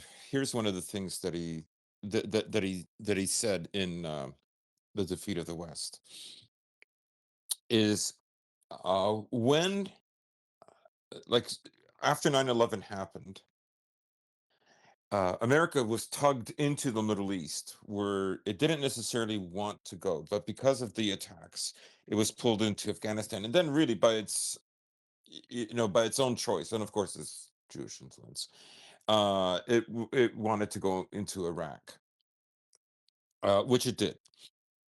Um, but now he also remember Condoleezza Rice, her statement, Germany should just be ignored, Russia should be forgiven, because of course the coalition of the willing in 2001, and I think to a lesser extent in 2003 for Afghanistan and Iraq respectively, was not very large, and this infuriated apparently the Americans. And none more than, as Todd points out, the growing relationship between Russia and Germany. Of course, the people that are most bothered by that would be um, Britain, America, and then the little countries in between Russia and Germany, because they know as if these two join up, they would have a relationship that was as much, if not more, complementary than the relationship between the Russians and the Chinese. Even the Chinese wouldn't want this to happen to some degree, right? Because it would leave China vulnerable. So the Americans continue to get upset by this. And I think he also points out that Margaret Thatcher was not in favor of um, the wall coming down, the rejoining of Eastern and Western Germany, right? Yes, Because anything, a strong continental Europe pushes Britain to the sidelines, right? And they have a kind of a, I mean, the only countries I know that have the same, the only people I know who hate the Russians so much are, I mean, there's more than one, obviously, right? But the two that really stand out are Jews and Anglos. And Todd also brings out that how many people are running the foreign policy in against Russia are have, as he put it, ethnic resentment against Russia. He's talking about that they're Jews. Think of the Kagan family, Victoria Nuland, right? Those people. He even brings up why Israelis, for instance, always kind of are embarrassed of Ukrainian Jews. Um it's because neither of them have fond memories, but of Ukraine. But especially their hands are tied, so to speak, supporting Ukraine because, of course, Ukraine was, the the nationalists there uh, joined the side of the Germans at the time. And well, we can talk about the numbers inflated or whatever, but certain acts did happen. They were not the exclusive target, but in any case, they have very different feelings, like say for a country like Hungary, which they might have actual affection for, but who went through a process that was slightly different but slightly similar. In any case, I'm off topic now. So yes, he talks about both these things. Anyways, I'll hand it back to you. No, no, I'm glad you brought that up because it is an interesting convergence. And I think it does touch on the points I was making about that. So, yeah, like I said, anytime you bring up Todd, the floor is yours because it's plenty to cover with that. But I suppose the next big topic, because we do have a couple more topics on the docket here, is getting more into the meat and potatoes of the SCO summit and the future of BRICS, especially when it looks like um, the growing relations between China and India, and it does look like we've had a series of these meetings, but it does look like a formalization, a normalization of relations between China and India, which once upon a time, very recently, was probably the main fault line on which BRICS could have failed. But they did meet as part of the SCO, Shanghai Cooperation Organization, and there was a very warm meeting between Modi and Xi Jinping. And in the past, I mean, this, I don't want to say it would have been unthinkable, but it would have been unlikely because no less than, say, years ago, 2019, Modi was hosting a Trump rally in New Delhi. I don't know if any of you remember that, but it was the whole Namaste Trump movement. Like I said, this is a real callback to, like I said, I think 2018, 2019, and the opinions in the room have completely changed. Where 2019. Yeah, 2019. Thank you. Where the warm relationship between India and the United States is starting to sour. Now, I will admit, domestically speaking, I can only hope that has some positive secondary effects when it comes to American migration and visa policy. I doubt it. Oh no, here's the picture. I doubt it, but one can dream. But on a more substantial note, you have two of the largest countries in the world in terms of population. One of which is a budding economic superpower, and the other which is on track to be one of the largest economies in the world. And like I said, there's a lot you can say about India, both in terms of joking criticism and real criticism. Here's the picture from 2019, although, by the way, them hand in hand, waving to the crowds. See, a best of friends. Now Trump laments that India and Russia have been lost to a deep dark hole known as China, even though I would describe out of any of those nations, India would be the deep dark hole. But I digress. I'm not gonna get too far off topic on this. But what once looked like a very tense relationship between India and China, which I will mention once again, uh, are two very large populous countries in terms of economy, are on track to become some of the largest economies. Now, uh, like like I said, you can throw whatever internal criticisms about these countries that you want, but it doesn't negate the fact that these are major players in the world stage that had to be dealt with in some manner. If you want to go with some sort of confrontation, that it would be very costly, both in terms of lives and resources. We're talking about direct conflict. Be my guest. You're more than welcome to have that point of view, as foolish as it may Yeah, be. I mean, there's lots of countries now that have nuclear weapons. They have much bigger GDPs. They're more. It's not 1945 where America makes up something like 46% or 45.7% of all manufacturing on the globe.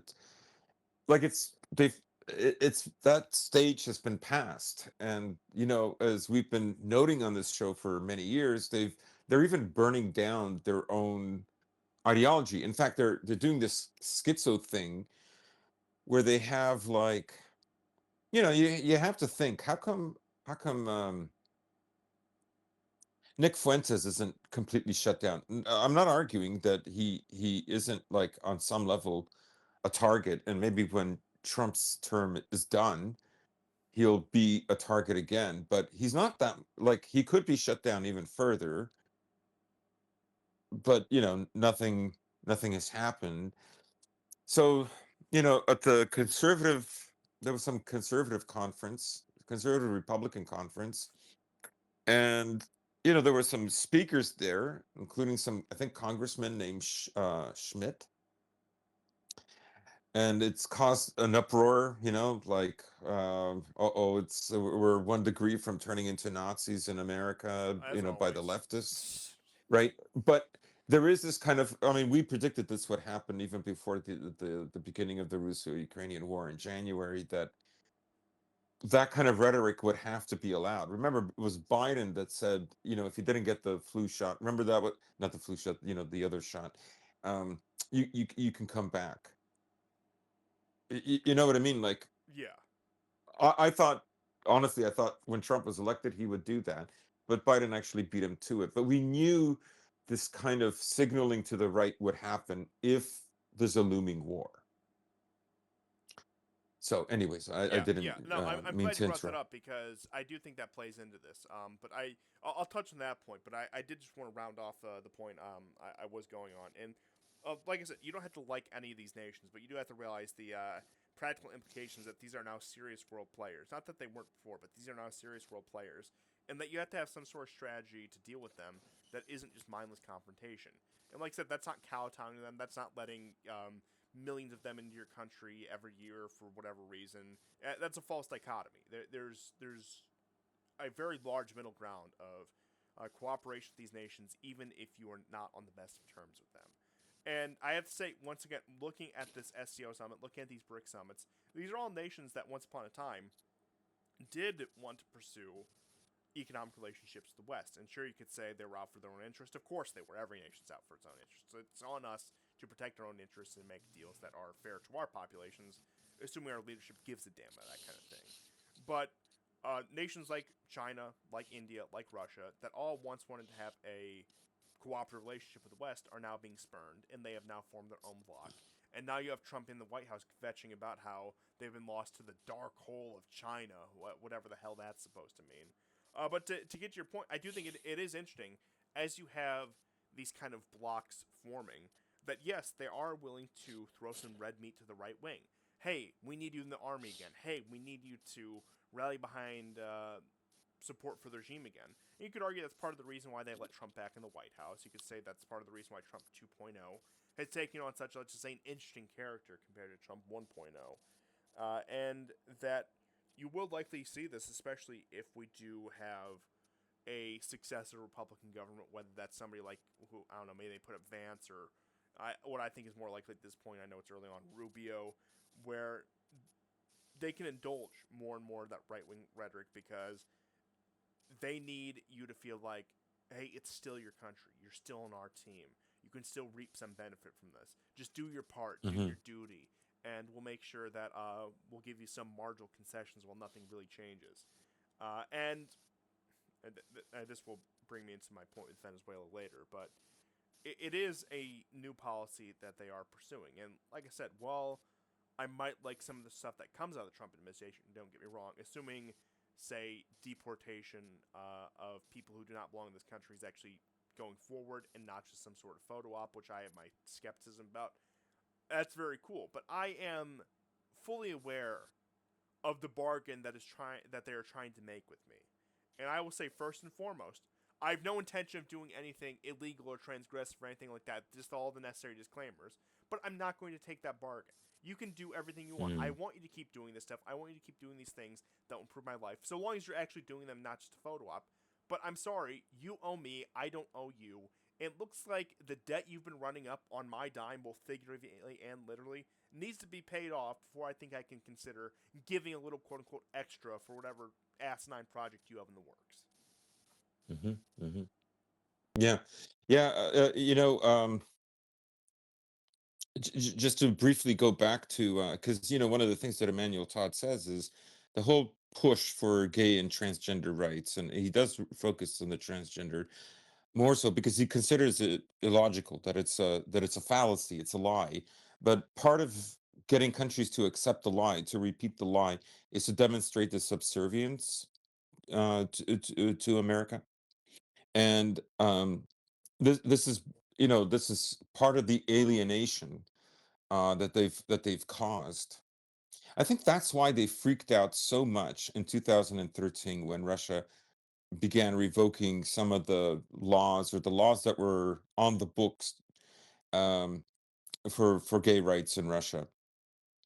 I think they understood at that time that it was a rebellion, that Russia was rebelling against the West, and that it could not be tolerated. Of course, America does make exceptions for some countries like Saudi Arabia. There's a limit, but they don't think that there's a limit for them with China and Mongolia or Taiwan, which is the only country, or Japan, especially Taiwan and Japan. The only country in or province of Russia, of China, call it what you will, that has legalized gay marriage. But yeah, they you're right. They have done this to themselves, and I don't know what does that say. Where do they go from here? And that's why, again, like, um America's been in this schizophrenic mode where it can signal, you know, America's going to become this conservative Catholic nation, and at the same time, it's going to uphold gay rights around the world, right? Everything is done ad hoc. Like, we're going to go after the cartels in Venezuela, but not the cartels in Ecuador, because you're friends with their president. And the president in Ecuador is also involved with those cartels. Anyways, No, so I think that's the perfect segue into the Venezuela story. mm, And like I said, this is red meat for a lot of the right wing base, who I think, yep. many of whom I think I would agree with on a number of issues, including foreign policy. But I do think would, um, let's just say, take this narrative too much at face value. And the instant started when Donald Trump ordered a strike on an alleged drug smuggling boat, which it does look like this vessel, unless it was going to meet up some other vessel, would not have been able to even reach American shores from Venezuela. But the allegation is that Maduro is tied into the cartels. There's one cartel in particular that the name escapes me. My apologies. And while I don't doubt that pretty much all these Latin American governments have ties one way or another to these cartels, Venezuela is not a country you think of as a primary funder. As you mentioned, Ecuador, certainly Colombia is another one where these drugs really do come from. And you figured if there's going to be some sort of concerted military effort against the cartels, it would be in nations like that. Or we would use the immense amount of leverage we have in those nations if we actually gave a damn about the drug issue to lean on those countries to crack down on it. But that's never going to happen because there's too many interests. There's too many people within the American government and within American elite society who make plenty of money on the drug trade. Let's not forget about that either. So this is a completely disingenuous narrative, as it were, and they are trying to once again, as I said, make the connection between the Venezuelan government and the cartels. And to my knowledge, I could be wrong. The most relevant connection there are some elements of the Venezuelan government that do have connections to the cartel. Venezuela is a very weak state for a number of reasons, both Yeah. including foreign intervention such as American sanctions, and also, let's just say, um, domestic domestic failures as well. It's not entirely the case of American sanctions, like where Iran, you can point to Hmm. most of its economic woes are because of American sanctions, and had those been lifted, Iran is a pretty competent country. But Venezuela has enough graft and corruption on its own, even in the absence. I mean, look at, say, neighboring Colombia, which doesn't suffer from the same regime. Now, the economic situation is nearly as bad. Once again, you see a lot of the same domestic issues in a lot of this part of the world. It's just there's a number of factors that I'm not going to get into right now. But they are trying to make this connection between the highest levels of the Venezuelan government and the cartels.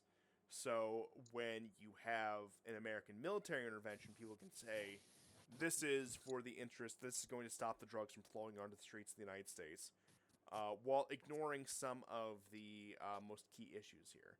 Now, somebody I've been listening to on the interview circuit a lot with this, who I think makes probably the most relevant points, is, of course, Douglas McGregor, uh, who addresses that if you want to actually tackle the drug issues, it starts internally.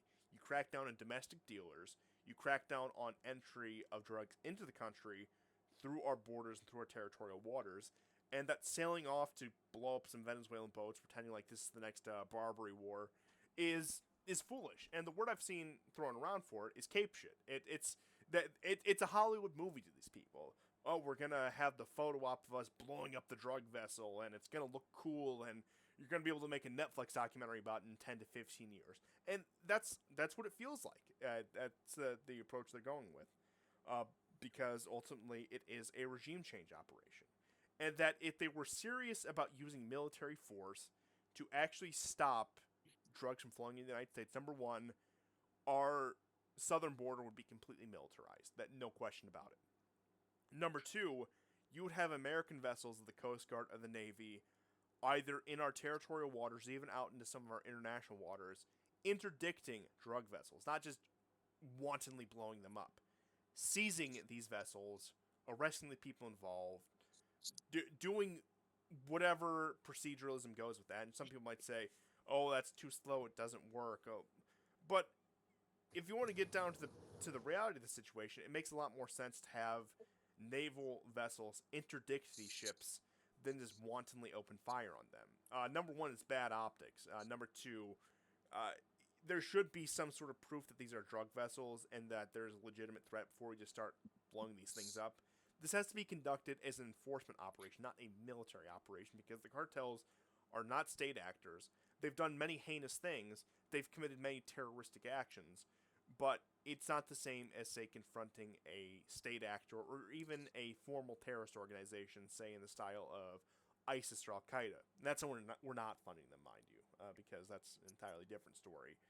But there are simple ways that if there was any sort of desire to actually strangle the drug flow into the United States, similar to how the Japanese strangled the drug flow into their country, it would be through strict enforcement at border checkpoints and in territorial waters. And of course, along our massive land border, which of course the Japanese do not have, being an island nation, which does very much work to their advantage.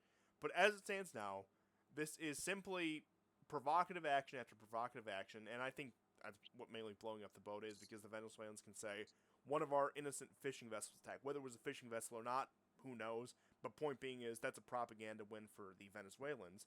They can do the flyover with their jets over the American vessels that have been happening. And in many ways, they are taking the bait. They're playing right into the hands of what the interventionists in the United States would want. But it's going to be Yeah. provocative action after provocative action until we actually have the excuse to put boots on the ground in Venezuela. Now, is this going to be a massive war? No. Is this going to be a hard and long fought war? Probably not. Is it going to be a pain in the ass? Is it going to cost more American casualties than it should? Absolutely. Because the Venezuelan state structure, the Venezuelan military structure, probably won't survive long after direct contact. But once again, then you have a failed state in your hands, something that being so close to your country, Migrants, yeah, refugees. exactly. You jumped the gun on me, but thank you for getting that point. You have a failed state situation where you're going to have millions of migrants flowing who are going to be resettled in very strategic areas. I'm sure that will have no bearing on any sort of political or demographic trends within the United States. That they won't all be put in Venezuela. That all the Venezuelans won't be put in Florida or Texas or wherever, which of course they will. And then you have the issue of a failed state. And at a certain point, you're probably doing more to empower local drug traders because of the collapse of state infrastructure. Because even a corrupt state that does have some degree of the cooperation of the cartels still manages to strangle off some of the drug flow versus a complete anarchic state where the cartels can establish more and more control, as we've seen in some parts of Latin America throughout its history. I wouldn't necessarily say, like I said, I think Mexico's too drastic to say that they're a cartel state. But point being is we've seen times in recent history in Mexico where the cartels do control swaths of Mexico, and that does increase the drug flow.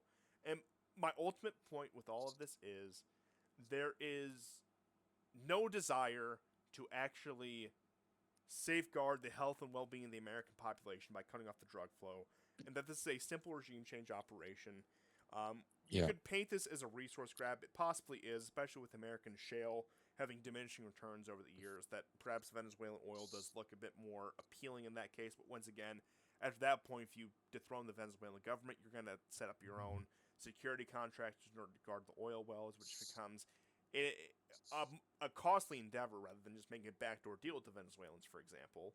And it just becomes more and more of the regular slog, more and more of the same regime change operation, except a little closer to home, which means we'll have to bear more of the direct consequences than, say, Iraq or Libya or Syria. Yes, 2 points about Venezuela is the kind of oil that it has is a very thick crude that's good for manufacturing. And that's one of the reasons why it makes it so valuable. Of course, they just have enormous reserves, the Venezuelans do, of oil, other kinds as well. And so that's one of the reasons why it's attractive. Another is that Israel hates Venezuela because, of course, it usually votes against Israel almost every time on any issue in the UN. It supports the Palestinians. Um, and of course, the Americans don't like Venezuela because it has close ties with Russia and to a lesser extent with China. And, you've brought up Fortress America in the past. We were talking about this even before Trump was elected, even after he was the period briefly after he was sworn in. That was this is part of that. Think of Panama renaming the Gulf of Mexico the Gulf of America. I Yes, think all these. America has to be the only country that calls it that, and everybody else just ignores it. But Greenland, et cetera, et cetera. Yes, and that is what they're going for. They are trying to refortify North America because it does look like at this point, or the Americas in general, that. I think it's also to keep tabs on Brazil Oh, absolutely. because Brazil has an economy that's growing at a faster rate than many of the small European countries, including countries like Norway. But you know, not that Brazil doesn't have issues, right? Uh, Yes, and of course it being a BRICS nation is part of that coalition, yeah, and it does, I think, cause maybe not too much nervousness from the ruling class in Washington, but I do think it causes enough where they want at least that little bit of extra pressure on them. And I do think if we are seriously gearing up for a regime change operation in Venezuela, it is a tacit admission from the Pentagon, from the newly named Department of War. See, we're serious now because we're bringing back the Department of War, um, which is going to be the episode title, just because it's so stupid. I laugh every time I see it. I saw the live footage of them scraping off the letters for defense, bringing up the letters for war. It was much more entertaining than it should have been. But in all seriousness, I do think it's a tacit admission that we're not ready for a head-on confrontation with either the Russians or the Chinese, which is why we are acting within our own hemisphere, cutting off one of their assets. Like you said, it's not one of their vital allies, but it is a country that does have close ties, somewhat close ties to both of them, and also does put that little bit of extra pressure on the Brazilians in case any action were to be taken. And I do think it would send a message to the rest of the nations of Central and South America that uh, the Americans will exercise force if there is not submission to the will of Washington. And some people might say that's a good thing. Some people might say, oh, that sounds like a good idea. And sure, maybe in the abstract, having complete hegemony over your hemisphere, maybe that is a good thing. But under the current circumstances, do you really look at who we're empowering with this? Are those the people you want to empower? yeah. Those are not the people I want to empower. And I don't know, maybe under better circumstances, this is something I would support. Probably not, but just for the sake of argument. But at the end of the day, it is a consolidation of the home front in anticipation for a larger conflict overseas. And I do fear the knock on effects this conflict will have in just a very immediate sense, as we were talking about with the migration situation, with the refugee situation, and frankly, with the organized crime situation, because I think, if anything, these wars are bound to empower the cartels. And if anything, this is going to be America favored cartels dethroning America opposed cartels, and we're going to be playing we're going to be active participants in this turf war between the cartels, and we're going to pick and choose our favorites because there's no serious interest in actually solving the problem. Uh, it's just cover, and it is just red meat to get people who are normally of a more non-interventionist persuasion who think, oh, well, yeah, of course this is a good thing. You're cutting off a flow of something that is completely deadly and destructive to our nation. But no, it's doing the exact opposite, and the situation will continue to get worse. And I think probably even a worst case scenario than Venezuela is some of the musings about intervention in Mexico. That would just be a complete disaster, right on our border. I don't even want to hazard a guess of what that would be. But no, Venezuela would not be the end of, let's just say, our adventurism in Latin America, which in many ways I think could be the sword that we fall on. Because even if we're a good idea, in this case it's not, we're simply not prepared for this kind of long term imperial project. I mean, just look at the state of the United States, both in terms of domestic and foreign policy. We're nowhere near prepared for any sort of grand strategic maneuver, really, in any part of the world, even in our own so called backyard. I find it interesting. The two big stories are Venezuela and the BRICS summit in China, which was like a special summit. And you saw the Chinese demonstrating in their military parade all kinds of new hardware. It's interesting also because, on that YouTube channel, Awakening Richard, what a what a what a title, what a name. That's the Asian guy, right? Yeah. So he's had this Chinese professor on the show, and he was talking extensively about a potential war again around 2027, and why he thinks there's a very strong potential for that to happen. Um, but he's also he does a kind of a counterbalance, a counter argument why it may not happen. And that has me thinking, if America is going to pour, as you said, their resources into toppling a regime in Venezuela, they could be biting off more than they can chew. But it will only strengthen China. He mentions that in 2027, China will be stronger than in 2025 to deal with a potential problem with America and, vis-a-vis the issue with Taiwan. He thinks Taiwan could be for the Chinese a relatively easy victory,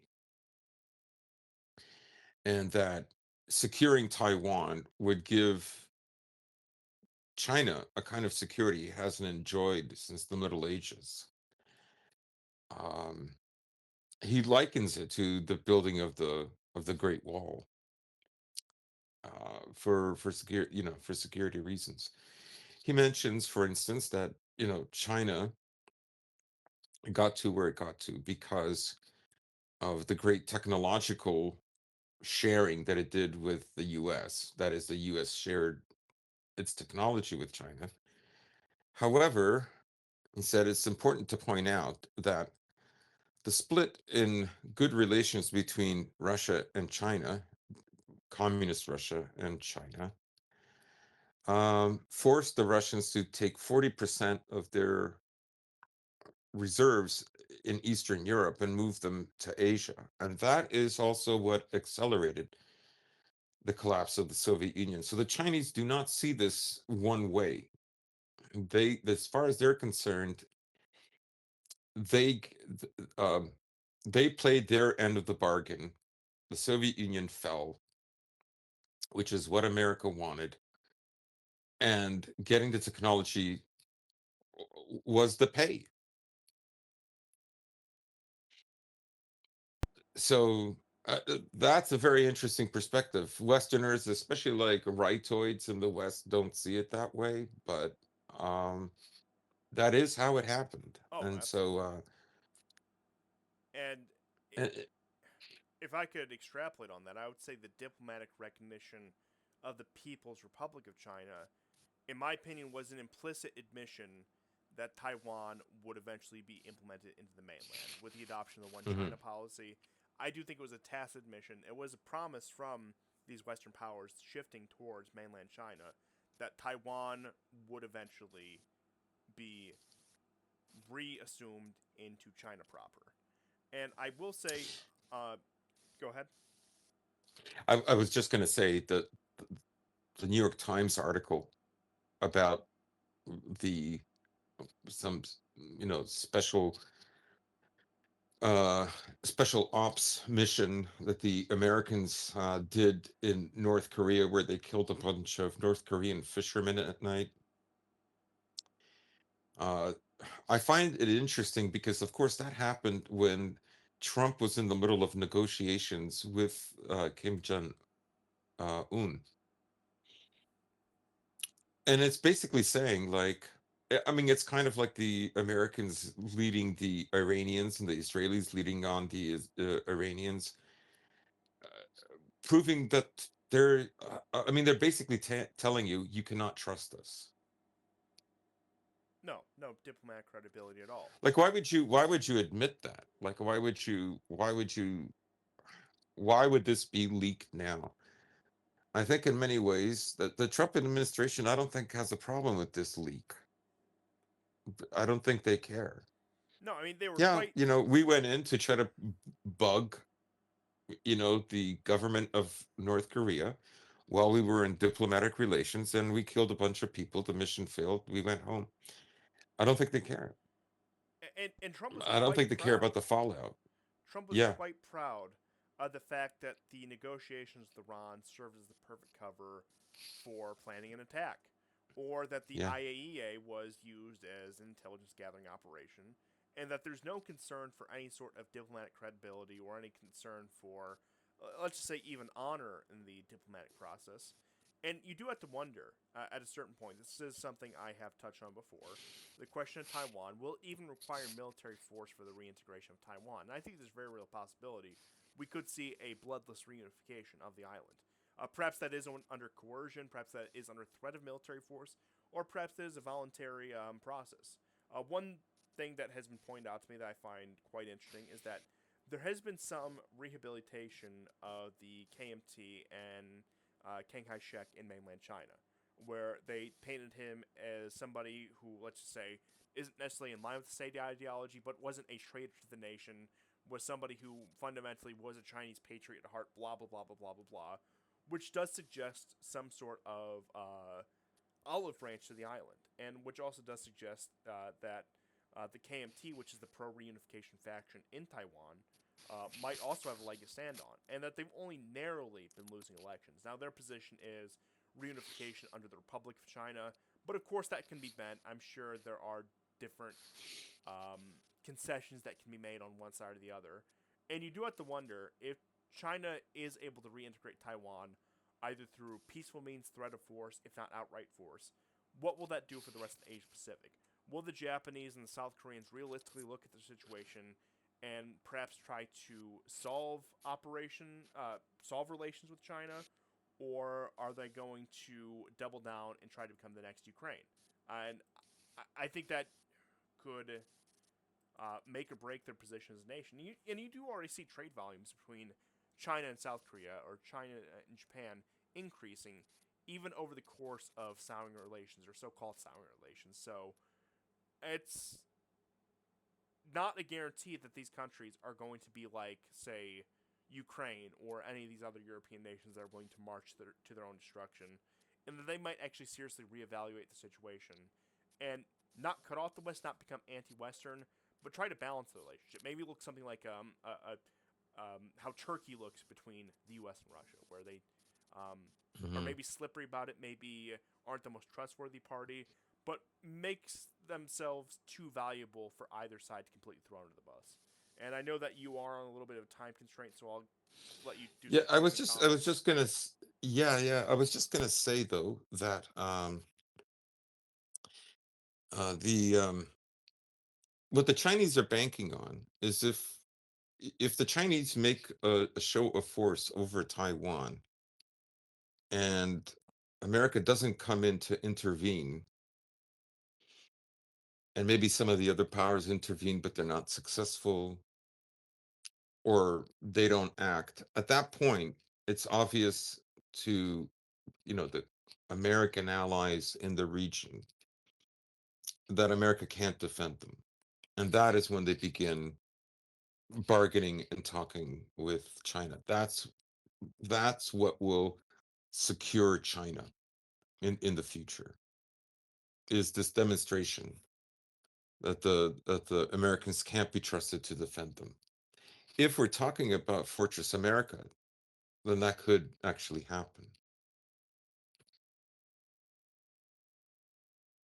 It very well could. I think that's a real possibility of the position of I mean, Ukraine. there's going to be a time period how this happens, right? It won't be Fortress America in the second. They'll need these fires burning as they retract. That's the theory. Yes.